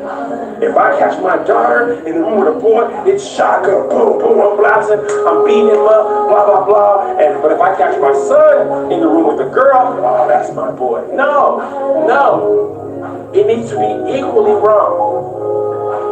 Needs to be equally wrong. I need to keep the same energy with my son. If you're doing stuff you shouldn't be too young, the same way I need to protect my son, I need to protect, someone else has to protect their daughter. So I don't need to make my son think it's cool to be having sex super young, being into girls super young, loving all that stuff, grabbing. No, because now I'm teaching him that stuff's cool. That stuff gets dad's approval. This is what men do. Because that's how I was raised. Oh boy, you ain't been with no girl yet. You ain't had sex with no girl yet. So now as a kid, I'm like, man, I need to be having sex because this is what men do. So I'm pressuring girls. I'm hitting them up, what you want to do, blah, blah, blah. Now I never did, I've never had non-consensual sex, but I had sex before I was married. But that was being around my older brothers and feeling like this is what I needed to do. And I'm 14, 15 years old. Like, I don't need to really be doing that at all. Right? But everybody's teaching me that. So now I'm talking to my kids like, bro, you don't even be tripping about that right now. Like, it's cool to not be interested in girls like that. You don't gotta have a little girl, you don't gotta be kissing on her. It's cool to just be chilling. Just be at school. And maybe I can't influence his friends and how they think, but if his parents is like, yeah, my friends are saying, because your parents, you're not the only one that has influence on your child, but you're the first one. And you have influence. So at least I can have my kids going out and be like, you know what, man, like y'all on that stuff, but my dad, he told me that stuff ain't cool. And y'all do y'all, but I ain't cool with that. So I'm cool. Y'all do you. That's not me. So now maybe my son is influencing his friends. But I gotta chill. I mean, I never done this with my kids, but men, we gotta chill with yeah, let's go. That's my boy. Oh, you kissing girls, you up with girls, you got a girl in your room. Nah, all that stuff is not cool because what leads a big part of rape culture is shame. We shame these younger, oh, you fast. Look at these young little fast girls. You get caught up. You should be. There's a lot of pressure that we put on women, especially, and in R. Kelly's case, a lot of pressure that we put on a lot of pressure and responsibility we're putting on young women who are having to defend themselves against a grown man, as opposed to putting that pressure and onus on the man in the relationship. So now, when the girls are fat, and here goes women, when we say protect our girls, teach your girls, what do we say? Watch how you dress, watch who you hang out with, watch how you dance, watch how you go out in the club. So now they're like preparing their life to be preyed upon on men. We're teaching men the way to get a woman is to pursue her. If she says no, you gotta be persistent.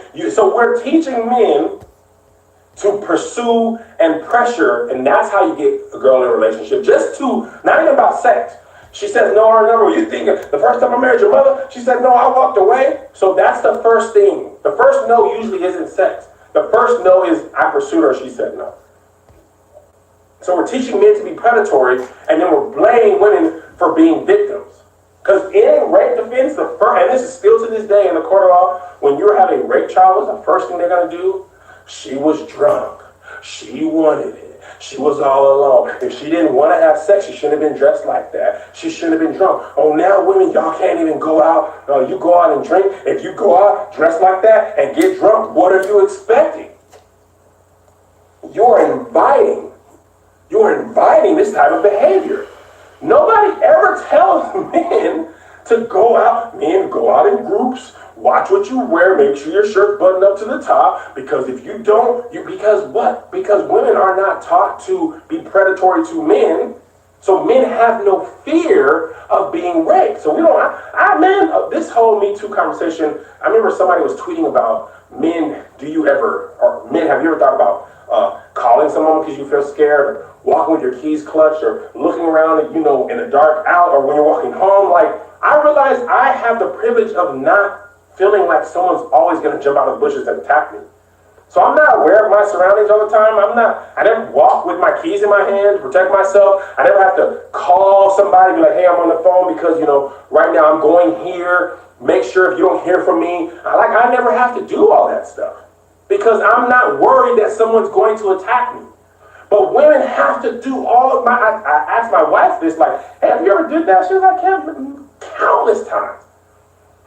There's countless times that she was like, there's countless times that I've called you because I felt like something wasn't right and I just wanted to make sure I was safe because something felt off. And I'm just talking to her because she called, like, yeah, hey, babe, what's going on? All the way since we were dating in college, like, I had no idea. So what happens, and this is male privilege, we think because we don't live and move like that nobody else does, that women don't have to live like that. They don't have to think about these things. And just because we don't deal with it doesn't mean they don't.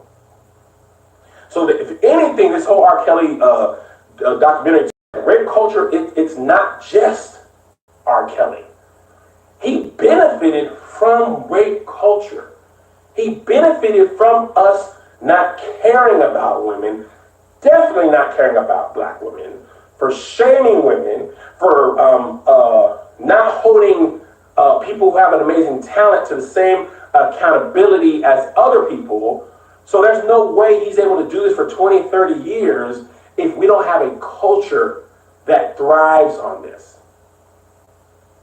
So there's so much stuff that we all have to work on so that little girls don't have, because here's the other thing about it, right? It's not just R. Kelly. It's family members, it's doctors, it's Dr. Larry Nassar, the doctor who abused all those gymnasts. More victims, as much or more victims than R. Kelly. Okay, so if R. Kelly, who's a famous singer, can get away with all this, and then there's a doctor who can get away with this, pastors, teachers, family members, why do you think people can get away with this? Because the same philosophy is there.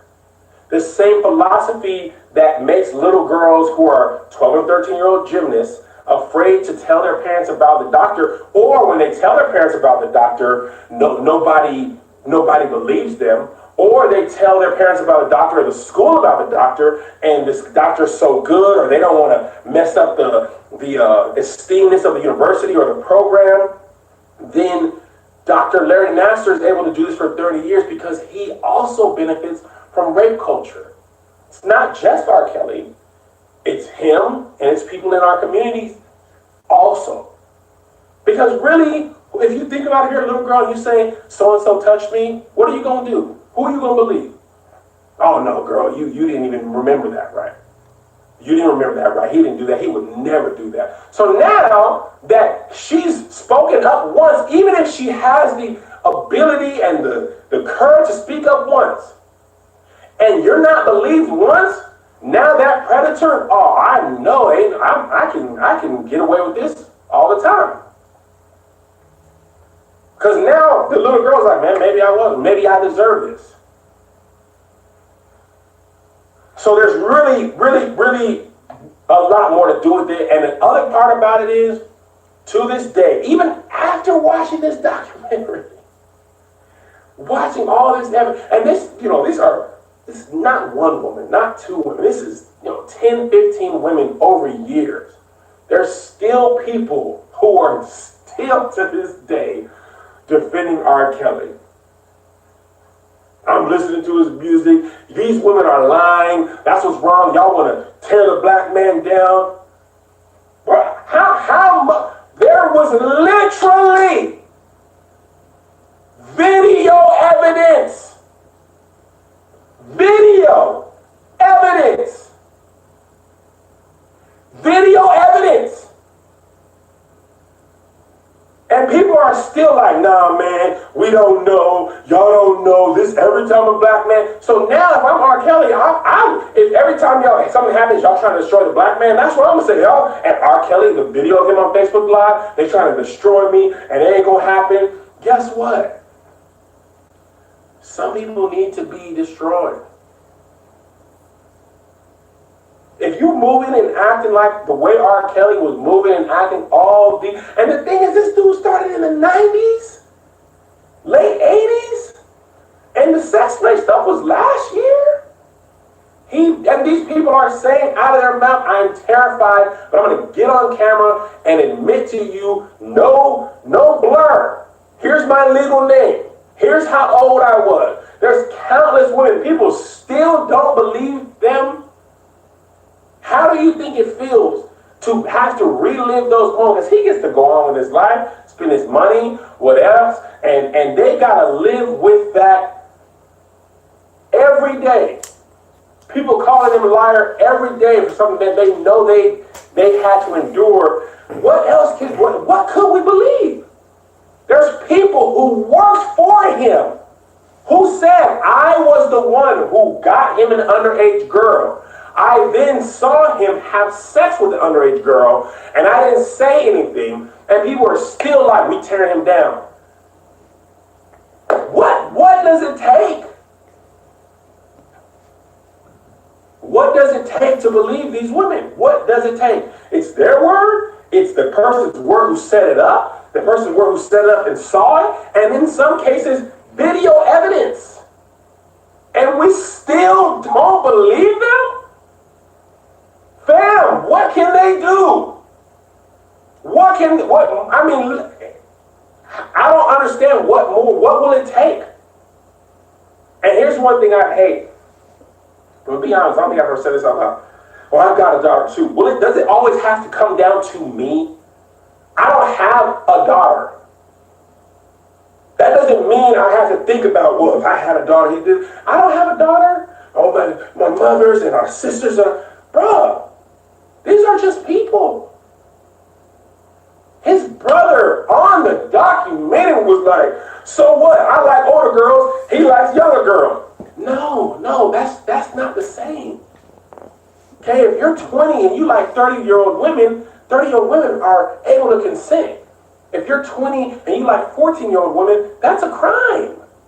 It's not like saying I like tall women, I like short women. His brother was like, that's a preference. No. Your preference can't be illegal. Your preference must be consensual.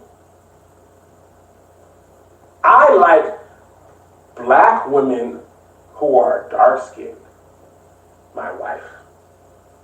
I like tall women. I like short women who like outdoor activities. I like women who like playing sports. Those are preferences. I like women who are interested in movies and arts and films. Oh, I like women who like to travel. Those are preferences. I like children is a crime. Preference, crime. Preference, crime. A preference is chocolate ice cream over strawberry. Still ice cream is a crime. Okay? I think that's all I have to say about this. I didn't realize I had this much to say about it. So, let's be better, men. Let's be better. Let's be better than that. Let's be better as people. Let's be believing people when they have these stories. Let's investigate. Let's take some people's word for it. All right? I love you. God bless you. God keep you. We'll see you at the conference.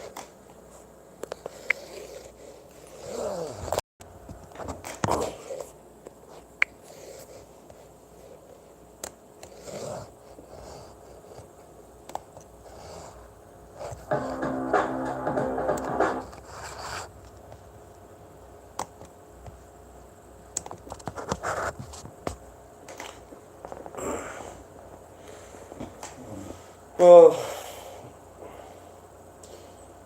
My own fun. Alright, we back.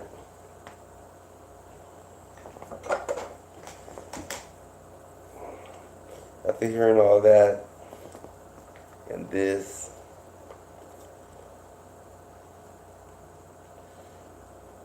well, you gotta understand. First thing about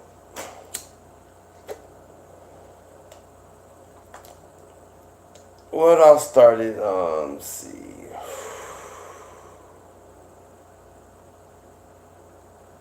Let's start with, because I always talk about the 70s, right? So you got that down. Even 69, right? So it's like, wow. I mean, it means a lot. I mean, so going to the 80s, right? Coming through that, towards the end, my daughter, my first daughter, my firstborn was being processed, right? 89. That's when I started writing the rhymes, right? About a year after I had, found out that the, wartime events, right? So, I'm set off, for a mission from the Most High. And so I go out next year after my daughter was born, and we celebrated and going through this, going through that, right? And I'm going to the military, right? Where I started boxing and doing this and doing that. So when I came back to the States after doing this, doing that,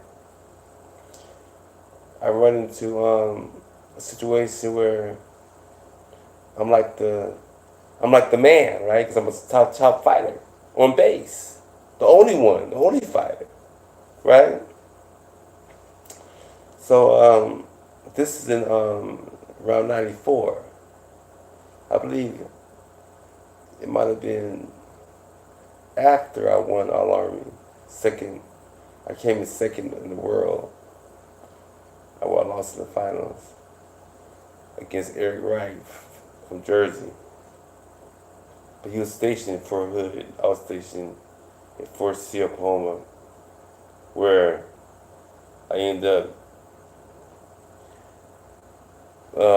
periodically going to this club establishment. It was dancing and stuff, drinking and having a good old time, right? At a little club. The club was called Night Tracks, right? That's why when I came back to LA, I saw Right Tracks. I remember that sounds like Night Tracks, but because Right Tracks, it's a male strip club in LA. But so going to this club called Night Tracks, I knew it was a hood club because First Sergeant Crawford, from where I met in Germany, when I was stationed in Germany, he came up in there, and he was ranked E9 or E8 or something like that. I mean, he's like a top ranked sergeant, bald-headed, short dude from Chicago, I think, or I don't know, but he was mean. He was tough, And he walked up in there, right? I was like, look at First Sergeant Crawford up in here, At this time, I wasn't in his unit yet. I ended up going to his unit later on, and but he was scoping out because he heard about it, or maybe he'd been there before, or maybe he was stationed there. I don't know. But he wasn't there, letting people know that, trying to fill it out, see if it was safe for the soldiers, for his unit, for his battery to go in, or his unit to go in. Because I think he was over the unit at times. Because he was the highest ranking soldier under the sergeant major. So anyways, I thought about that, and then so when I saw when I heard R. Kelly was in town having a concert, you know, or whatever, you know, I didn't go to it. I guess I was supposed to, but I know I had a chance to go to. I mean, I had people like Prince coming to see me and stuff, and you know, even now celebrities come see me. You know, it's just the fact that people don't know because I never really showed it as far as when I was boxing. Like I would never walk around like a boxer or even talk about it or even try to get people to do it. Because I was never boxing for fame or even for anything. I was just boxing to release the anger that I felt in my heart. Because I didn't want to go out there and do a crime. You know, people have ways of expressing their anger. You know, sometimes people use sex. They use all kind of things, and they say R. Kelly was sexually abused by his sister, his older sister, I think. You know, I had four younger sisters, so any woman that I was usually dealing with were older. It's just as far as that's why when I met my ex-wife, she was a few months younger, but she was from another country, technically, you know. Because she was she was West Indian. So that's like being older. Just being West Indian, you're naturally more mature than the average Negro in America, right? So she was an exception. And people hated on that because they couldn't get to me. They couldn't get to me already because of where I was from, where I grew up. But me marrying her really distanced me from the average Negro, and then I would see how people would show me that, you know, even through her people. So that naturally,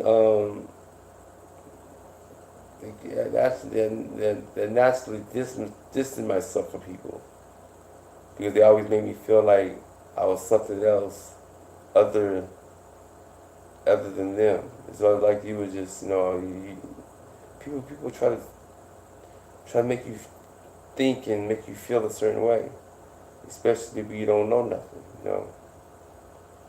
And but you can know everything. Knowing something can keep you from knowing everything. You know what I'm saying? So it's like people were trying to use things to direct my mind to a certain direction other than danger, pretty much. You know, just to let me see, just so when things come at you, because I was only about 18 when we met, right after high school. So so it's like, then when I saw Kelly at that club about the same year I'm about to get out, because that was like 90. It had to be 93 or 94, because I was in Germany first, and I came back, so I spent my last couple of years stationed in Oklahoma, where he came to.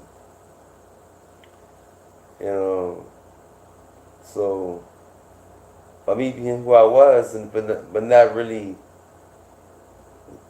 going out trying to glamorize it, this was the only time I ever glamorized it out in public, in front of everybody, not only military people, but also street dudes. Because I was off base when I said it. I wasn't on base. It was the Night Tracks Club was off base. So it was like on base. It was off base. So I was representing the hoods. Anywhere I went, I represented the hood. And on top of that, I'm also representing, the government, the military. Because even D.L. Hughley came to see me, before he really got real popular. And so when I was out there in the park, because we got there kind of late, because that was like the Night Tracks Club was like an after-hour spot. That club closed at 4 o'clock in the morning, and we would go to the club on base. Then that club closed early. It would close like around 1:30 because it's on base, and they wasn't having no clubs staying open on base that late, you know. So we would leave the club on base and go to the night tracks. So when we got there, R. Kelly was already there. He was already in there, right? And probably doing whatever, you know, or maybe he wasn't. Maybe he was innocent. I don't know. Maybe he was this. Maybe he was that. But then, but I didn't know nothing about him being molested like that. So I wasn't thinking like that. I didn't know nothing about him. He came out with his first album. I think what the song was called. What's that song go? You got that vibe, yeah, the Vibe song. That Vibe song was kicking in Germany. That's when I first heard it. It was in Germany, and then I came back. Then he came back from Germany, you know, and that's when I met him. You know, yeah, in Oklahoma. And the way I met him was he came out the club. He finally came out, or we were up there waiting to go in, but we couldn't go in there because he was in there. But I didn't try to go in there. That's the thing about it. I just listened to people tell me this, but they were telling me was, nigga, you the one who's supposed to go in there and we're supposed to follow you. But I wasn't thinking like that. It's like they wasn't going in there without me going there first. You know what I'm saying? I wasn't thinking like I was the boss or the man. Because I was a nerd, right? So I was like, wow. I'm not a nerd, but just, you know, I like to, you know, because, you know, I was military. You know, I have to respect that. I can't go out here and get in no trouble with these people or anybody. I think I was already arrested one time for driving with no license. Cause my license was suspended the whole time I was military, right? Because I would get tickets all the time in Orange County, you know, driving around, doing just. The police didn't want me to drive around. They're protecting me. Nigga, we don't want you driving. You'll get killed out here. Somebody kill you out here. But my dad already had everything locked down. You know what I'm saying? But people don't want to be responsible, so they would suspend my license and keep my license suspended, or especially if I didn't go out there and pay it, which I wouldn't. I would get mad because they would just give me a ticket for nothing, you know. So my license stayed suspended throughout the 90s. So I got arrested, and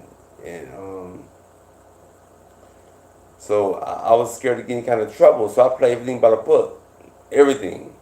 So when they didn't go in there, so when they didn't go in there, because I didn't go in there, I wasn't trying to go in there, you know. So I waited till he came out, and when he came out, I said, "What's up, R. Kelly?" And then he said, "What's up, man?" And he kind of like walked off with like a look like he had a look. He almost had a look like he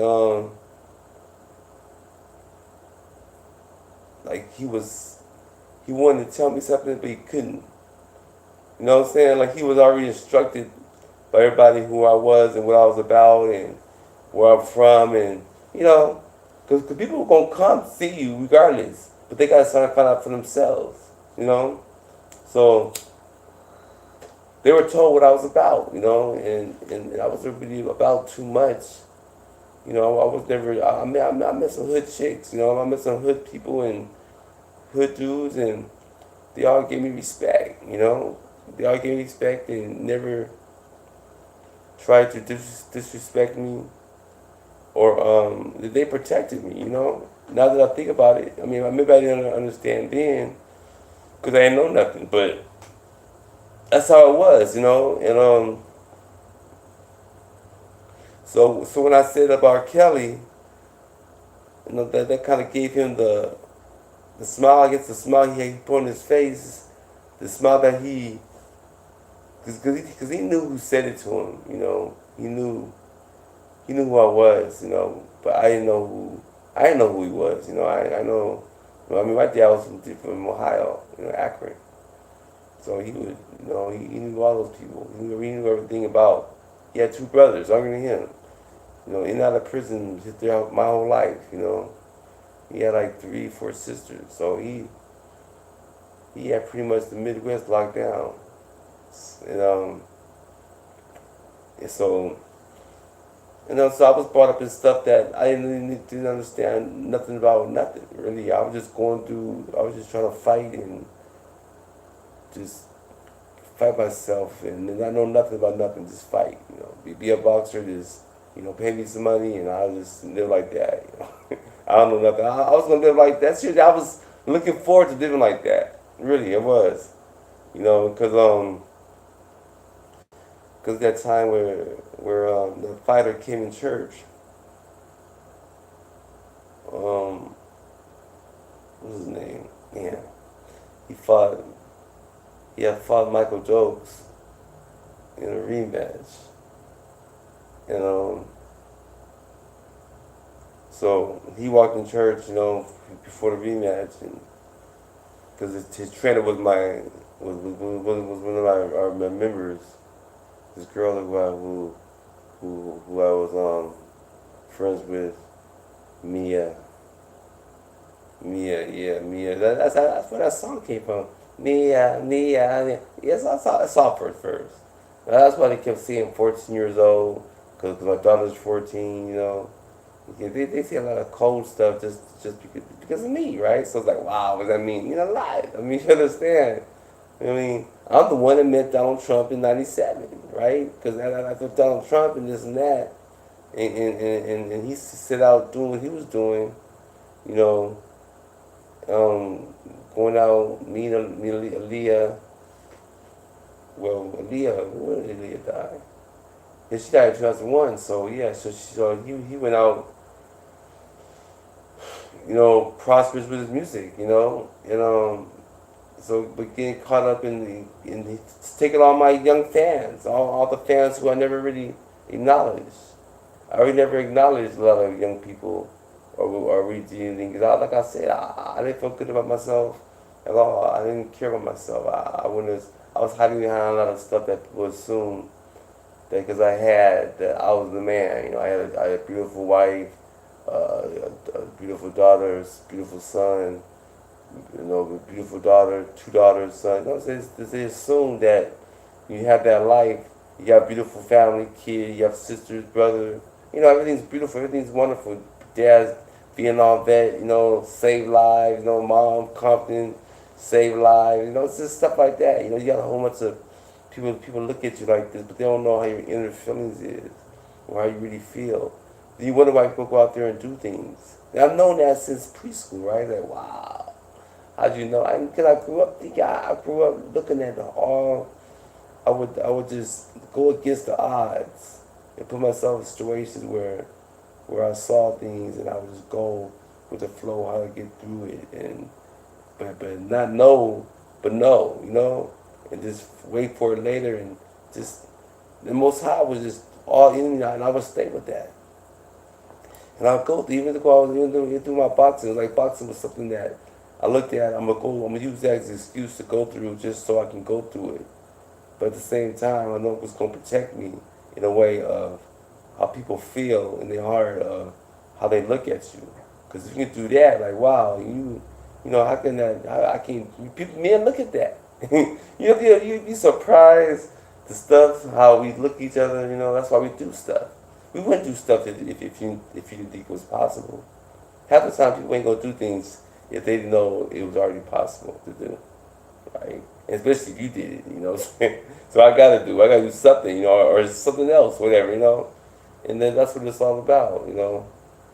So when I saw him come in there and get a lot of respect, sometimes the boxer walking to church when I was like 13, maybe 14, maybe 15, something like that. He walked to church, got all that respect, and so I said, well, I didn't want to be no preacher anyway, you know, going out there, and you know, that's what they were trying to design you to be, you know, because you're gonna come there anyway, so you might as well come there now and forget about that, forget about this. Because they're right there, you might not live through, you know, and we ain't got time to be worried about you. We worry about this, and you know, that's why a lot of dudes just do that. I would see older people do that, you know, just stay in church and don't go out there, and you know, and see what's out there, right? And to me, out there is in here. So it's like I don't see too much of a difference, you know what I'm saying? But there is a difference, you know. But there is a difference if you don't. Because you can lose it. People can lose their souls easily, you know. All it takes is this and that, you know, and the people get in a situation where they just go for it, you know, and just go for it and get deeper and deeper and deeper into something that they don't seem like they don't have no way of getting out of, but they never was in it, you know what I'm saying? They were just a figment of their imagination, right? And people know that. People see that, but people try to help. People try to do things to help and make things better for the world, because people get tired of all this okey-doke mess, you know? Because that's all it is. It's money, it's power. Money and power, that's all it is. And that's the thing about R. Kelly, you know, because when I said to him, "What's up, R. Kelly?" he said, "What's up?" and walked off like that's what he wanted to hear. And that's what he needed to hear. That's what he needed to hear from me. I went here all this night for you to come in or come see me or shake my hand, you know, or whatever. But you saying that's better than anything. And he was gone. And then he went out there and started blowing up and blew up more than what he was already doing. Because sometimes people need that. But you have to understand, you know, kids gonna come. And by him going through what he went through, you know, I mean, people do stuff like that, you know. They do stuff like that and they be acting like it don't exist or never existed, you know. So, and he sit up there talking all this talk. He ain't got no kids. You know, it sound like he kind of twisted. You know what I'm saying? So it's like, wow, what does that mean? It means a lot. They dump you down like clowns. Dump you down like clowns. So, I mean, you gotta just, you know, look at the time. You know, you look at him peeing on the girl, for instance, which was around the same time that that movie with Wesley Snipes called Sugar Hill. Sugar Hill, when the dude was peeing on that dude that they was killing for whatever, and for that stuff they were going through, and so, you know, that was around the same time that situation happened. You know, as far as because people see stuff, they see stuff and they do stuff, you know, and people be doing that stuff since the beginning of time, you know, just fetishes for that stuff, you know, and you sit there, you're a movie star or especially a musician, you know, and you sitting there writing songs and you're making famous, you're dealing with this, you're dealing with that, you know, you're a good-looking brother, you're a sex symbol, whatever. Come on, did you think that stuff come from, right? But see, you have to understand, the thing about it is, these people be doing that stuff, you know, ain't you, right? So it's like, wow, what does that mean? Well, it means a lot. Because you understand, we've been dumbed down to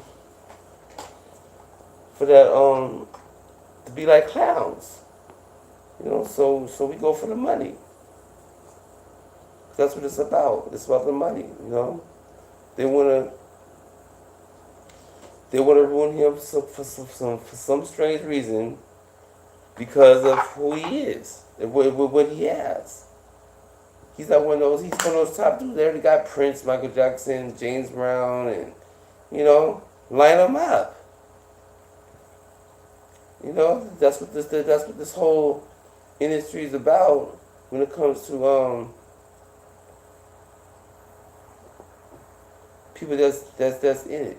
You know, that's doing it. You know, because it's an industry that I really don't understand. I just use common sense sometimes.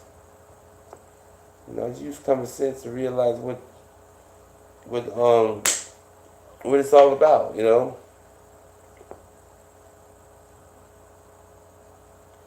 But like I said, I mean, people put themselves in situations that they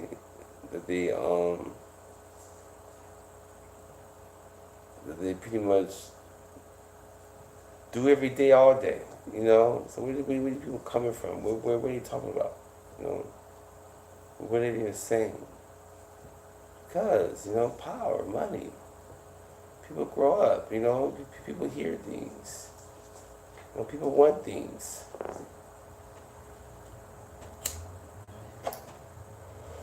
You know, when I was coming up, I had a lot of women come up to me, but they were never young. You know what I'm saying? If a young girl like me, their mom was coming after me. Their older siblings, sisters, or whatever. That was somebody's older. Somebody's older is going to be sitting there right there waiting for me to take her place. You know, there's always somebody there to take her place with the smile, right?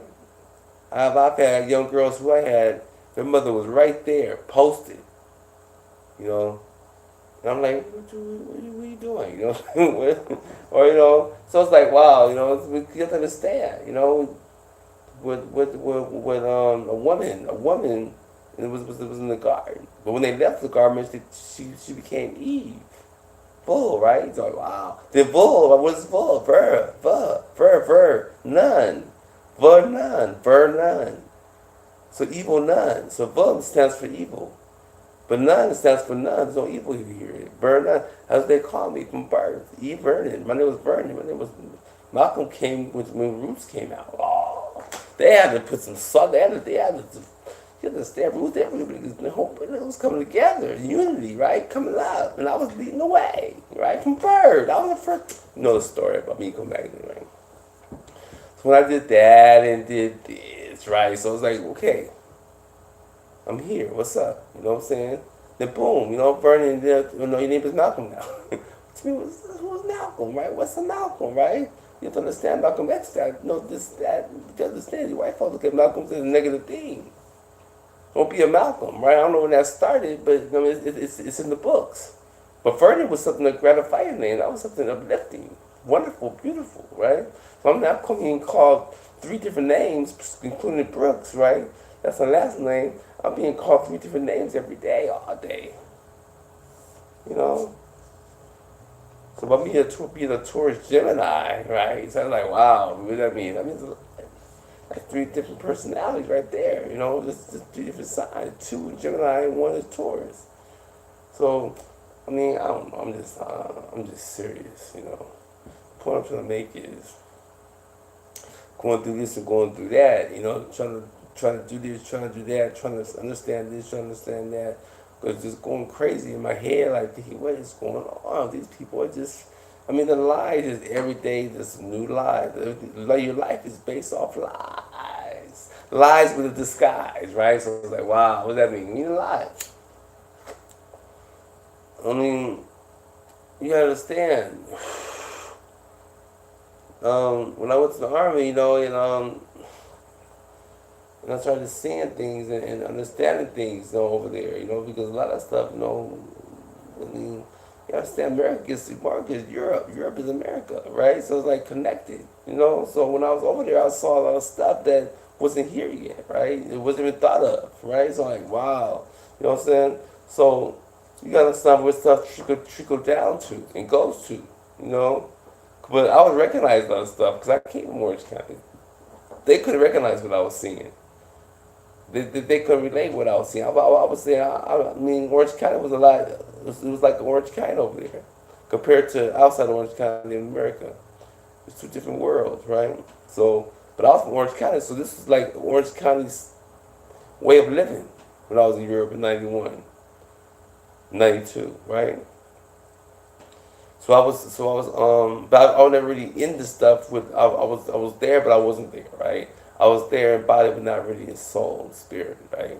So it's like, wow, what does that mean? Well, it means a lot, you know what I'm saying? So people were just assuming a lot of stuff, right? Because I had the look, but I just didn't have the desire, right? So it's like, wow. So, but I would still do things, you know, and understand things, and, you know, so I can understand things and help you, right? And people need help. People don't know nothing. You don't know nothing. All you know is what they told you to say and told you to feel and told you to do. That's how you Negroes, I mean, not Negroes, everybody now, everybody's a Negro.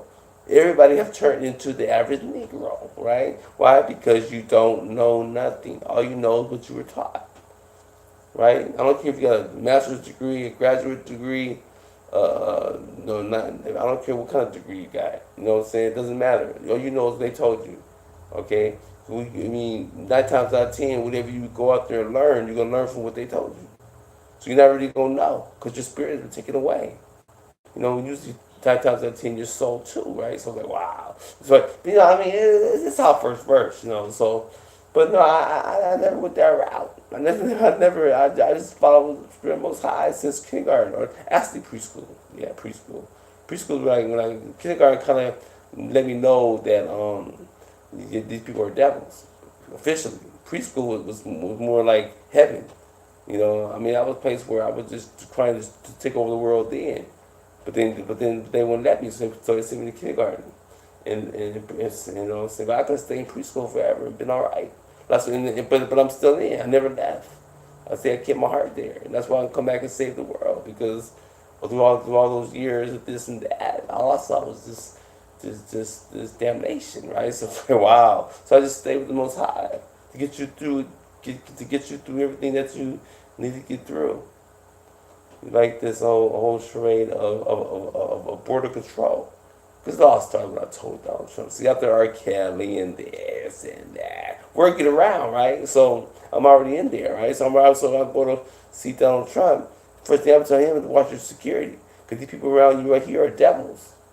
I don't care who it is. I don't care if it's your son, whoever. Whoever's there, that's those men sitting there treating me, acting this way, acting that way. That's cool. It's fine and down. It's love. But you need to watch your security. Watch them. Watch the ones around them. Okay, because these people need help. I made them nervous, right? So by making them so nervous, watch your security, because we could have bombed on you. We could have took you over. We could have done whatever we had to, you know what I'm saying? So I told him to watch the security. So in that right now, that's where he got this whole thing from, as far as he got higher and higher. Well, he's already high up there. He's already up there, right? So that, but I got him thinking. I gave him a brain. That's why I said, I always tell you all the time, if you have brains, you be dangerous. I said, what are you talking about? If I had brains, I'd be dangerous. What does that mean? I had no idea what that meant, right? I did not know what that meant at all when I was. They said to me when I was like real young. It started like when I was like 4 or 5, I believe.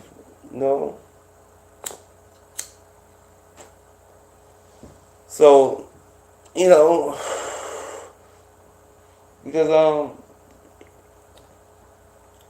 because I was raised. I mean, so that's where Donald Trump and R. Kelly thing is coming from. It's coming from me. That's why they go to the. That's why they go get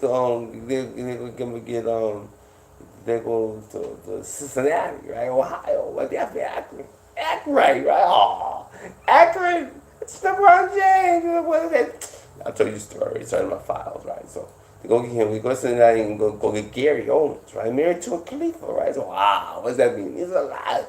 Yeah, that's the only way to go. Man, come get. He didn't, but he was in the Navy though. See, that's the thing. My sister did two tours in Iraq in the Navy back during that Bush thing. 2 tours, right? So I mean, I believe when he was in there, it was time of peace, right? So I think he was just partying and doing comedy, because I paved the way for this dude, Gary Oldman. Oh. I got these niggas lined up, bro. Even the white boy got them out there. My boy Brad. Gary Owen is kind of like, they made him up from they kind of organized him in the Navy because of my friends grew up on the same block, Harvey Street, right? And, John Bright, my boy Brad's in there. Oh, he's right down the street, growing up on the side, right? And so he's kind of. Gary Owen is kind of a mixture of John Bright and Brazen, kind of a mixture. That's how he got the build up to. Because John You know, his dad worked in L.A., so he knew how Negroes was over there. I really didn't know because I never went there except for church. You know, then my boy Brad, he's more like a straight up Irish boy, and you know, he was left-handed. You know, so we had like different types of things that we had going on. You know, that other white boys what came from older white boys. You know, from another side, and these are tough white boys too. You know, Othel, Mike, Kenny, Ron Size, all the New Edition, right? The white boys, all that New Edition stuff, all the New Edition, Bobby Brown, all that stuff came from me. They were working their way over when I came over there in the 69, right? This rap, the pro laws, how this stuff was developed, you know, and they tried organizing Negroes. My mom got pregnant with me, 18, right? So she went out to OC where her sister was and her nephew, right? So she was really at home because she had family out there, you know.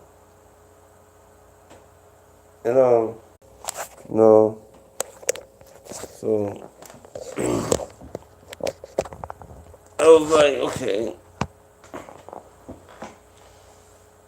we can see. I don't know. You just gotta understand the whole dynamics of what's going on and all this and that. I mean, I don't like taking all kind of credit and this and that. I just tell you the truth, okay? So you'll be hearing these lies, you know what I'm saying? Because they be trying to use me. They try to clown singing 14. No, they know I got a 14-year-old daughter. That's why they saying, using analogies of R. Kelly doing this, doing that, back then, back then. What was you doing? You know what I'm saying? They got all y'all, everyone that's talking, everyone's saying this. They all sound like homosexuals. I don't even know real men that we grew up knowing about this. But even then, but you never know. The people play like they tough and they be homosexuals too. So you never know. You know, so these people are liars, you know. They're under a rule of damnation, right? So my whole thing is, the only thing you can do really too is listen to me. You know, everything I'll say is true. It's already been documented, right? I mean, it's proven, right? I got the files, right? So it's like, wow, what are you talking about, right? I got what you need.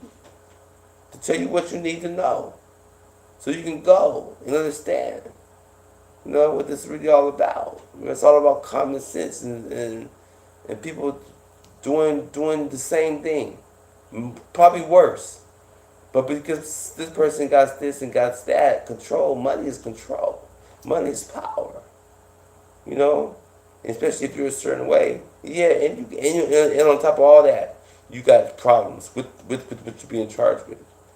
With girls coming to you. You're not going to them. They're coming to you. Okay, they got people out there doing things for you. Those people, the ones who need to be accounted for. Those are the ones who need to be accounted for, the ones who's going out there doing these things for you. Your so-called advisors, the ones that advise you, the ones that you tell to do and they go out do.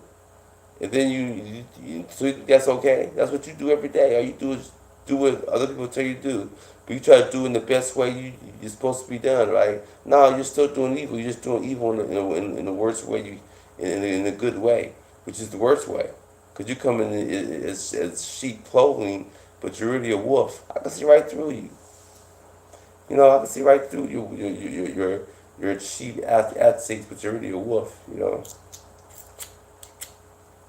You know, it just so happens that, you know, R. Kelly liked young girls, and they were there providing, because I never gave them no attention. I raised them up. You know, I was giving them, I would let them know what this is all about. These are devils out here. Get ready for these devils.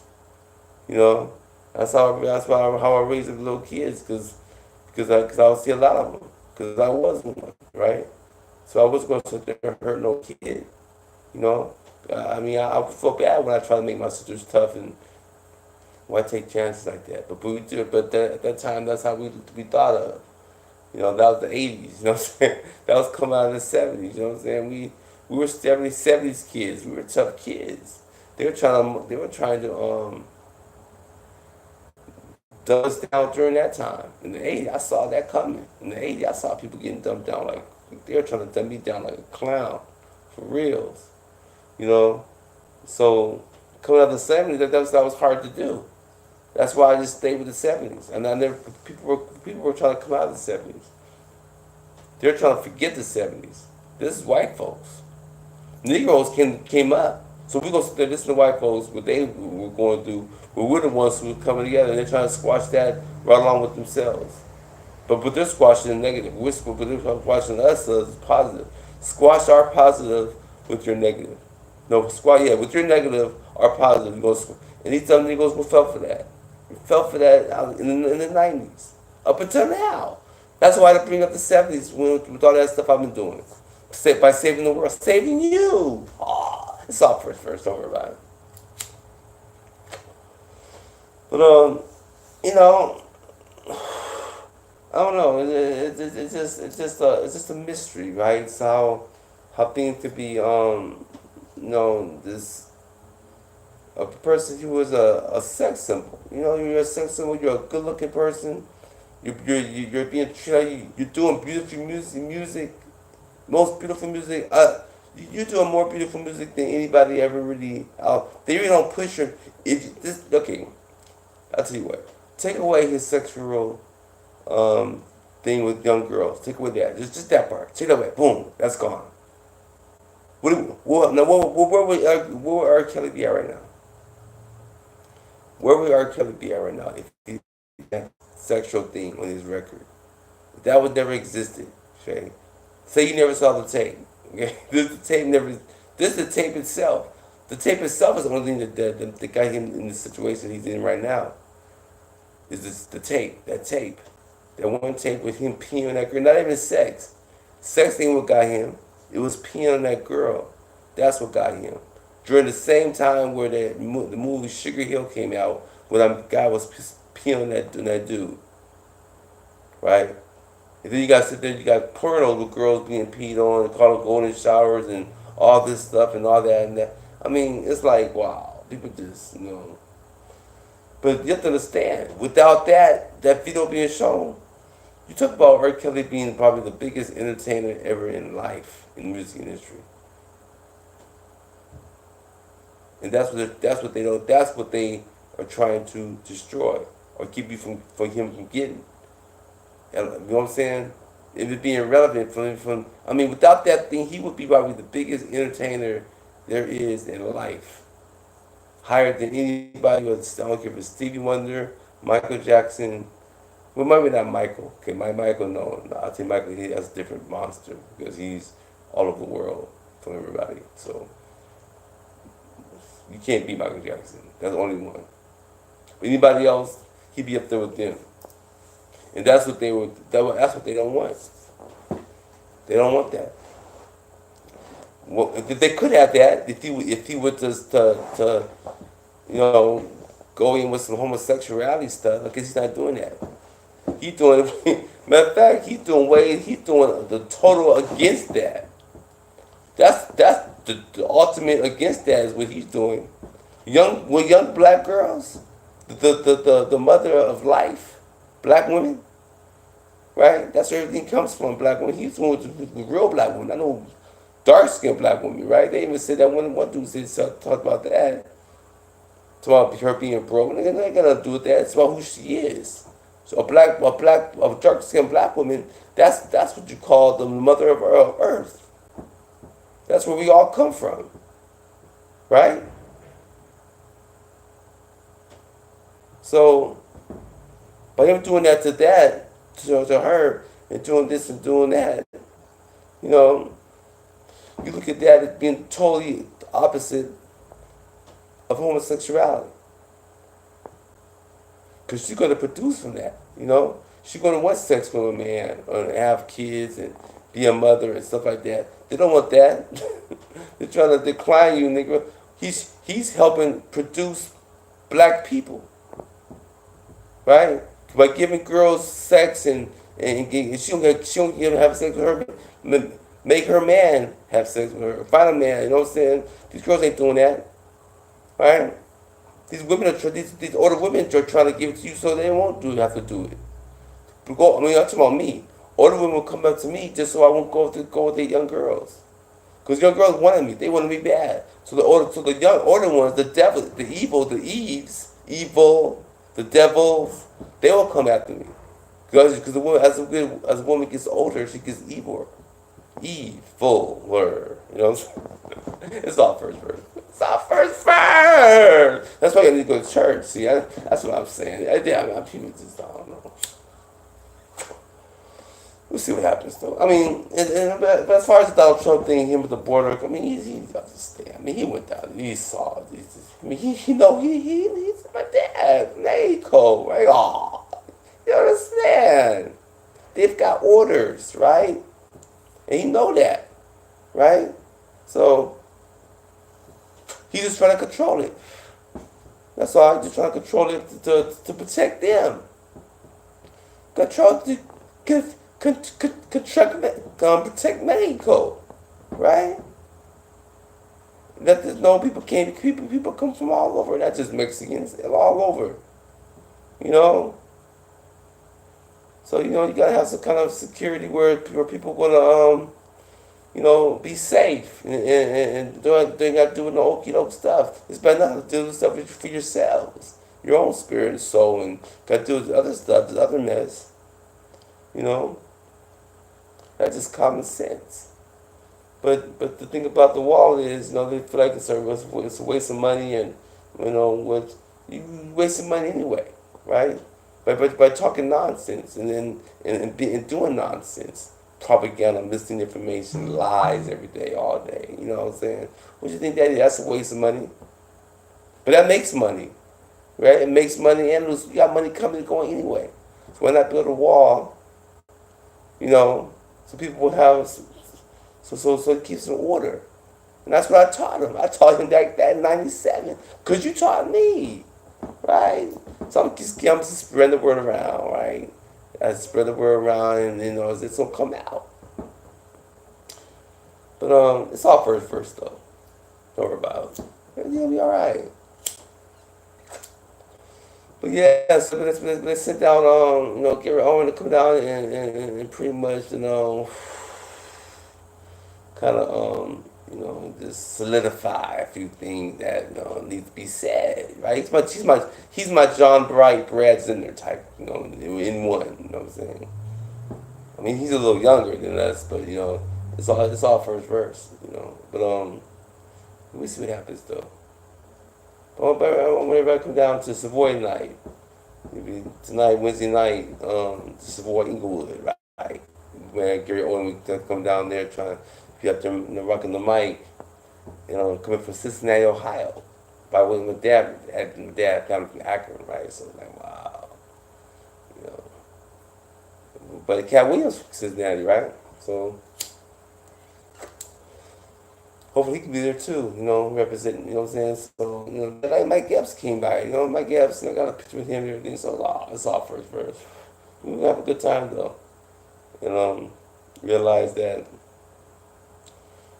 the things are just, and I think about that young man actually he was older, he was 47 years old, killed those three young men in their 20s, and what they was 19 or something. Moors, right? And he did 17 years in prison. 47 years old. So I don't know what happened, or I'll find out more and more what happened, because I don't know, you never know what people's situations are. If they knew each other, if this or that, I can't speculate, I don't know. So I can't really talk on it. But I knew that if he shot in a crowd like that, he knew who he was trying to kill. I don't think he was just shooting at anybody. So I mean, that's why I need to find out what's really going on with that, because that was a bunch of kids right there. And I don't know if they were jumping him, fighting him or whatever. He just put a gun and started shooting him.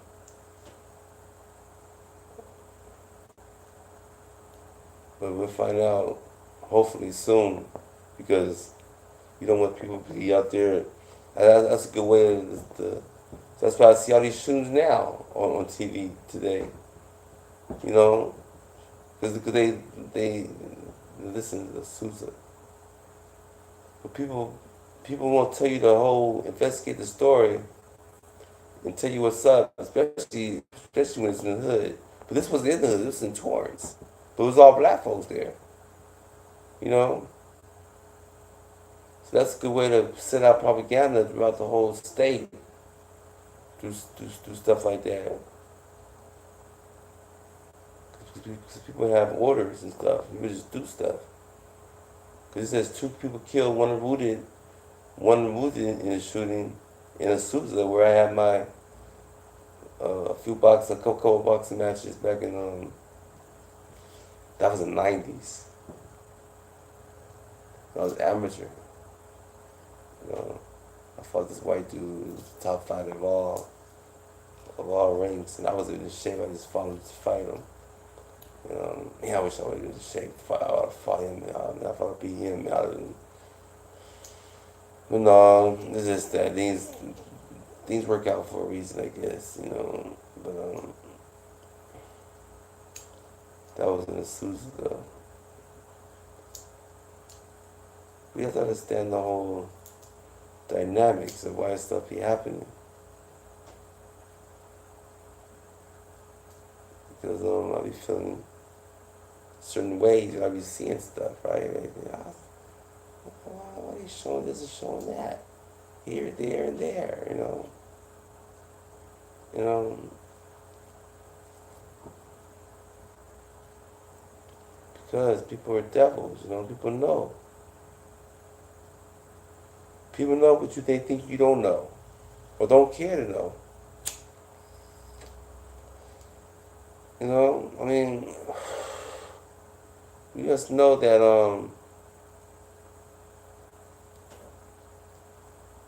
when I was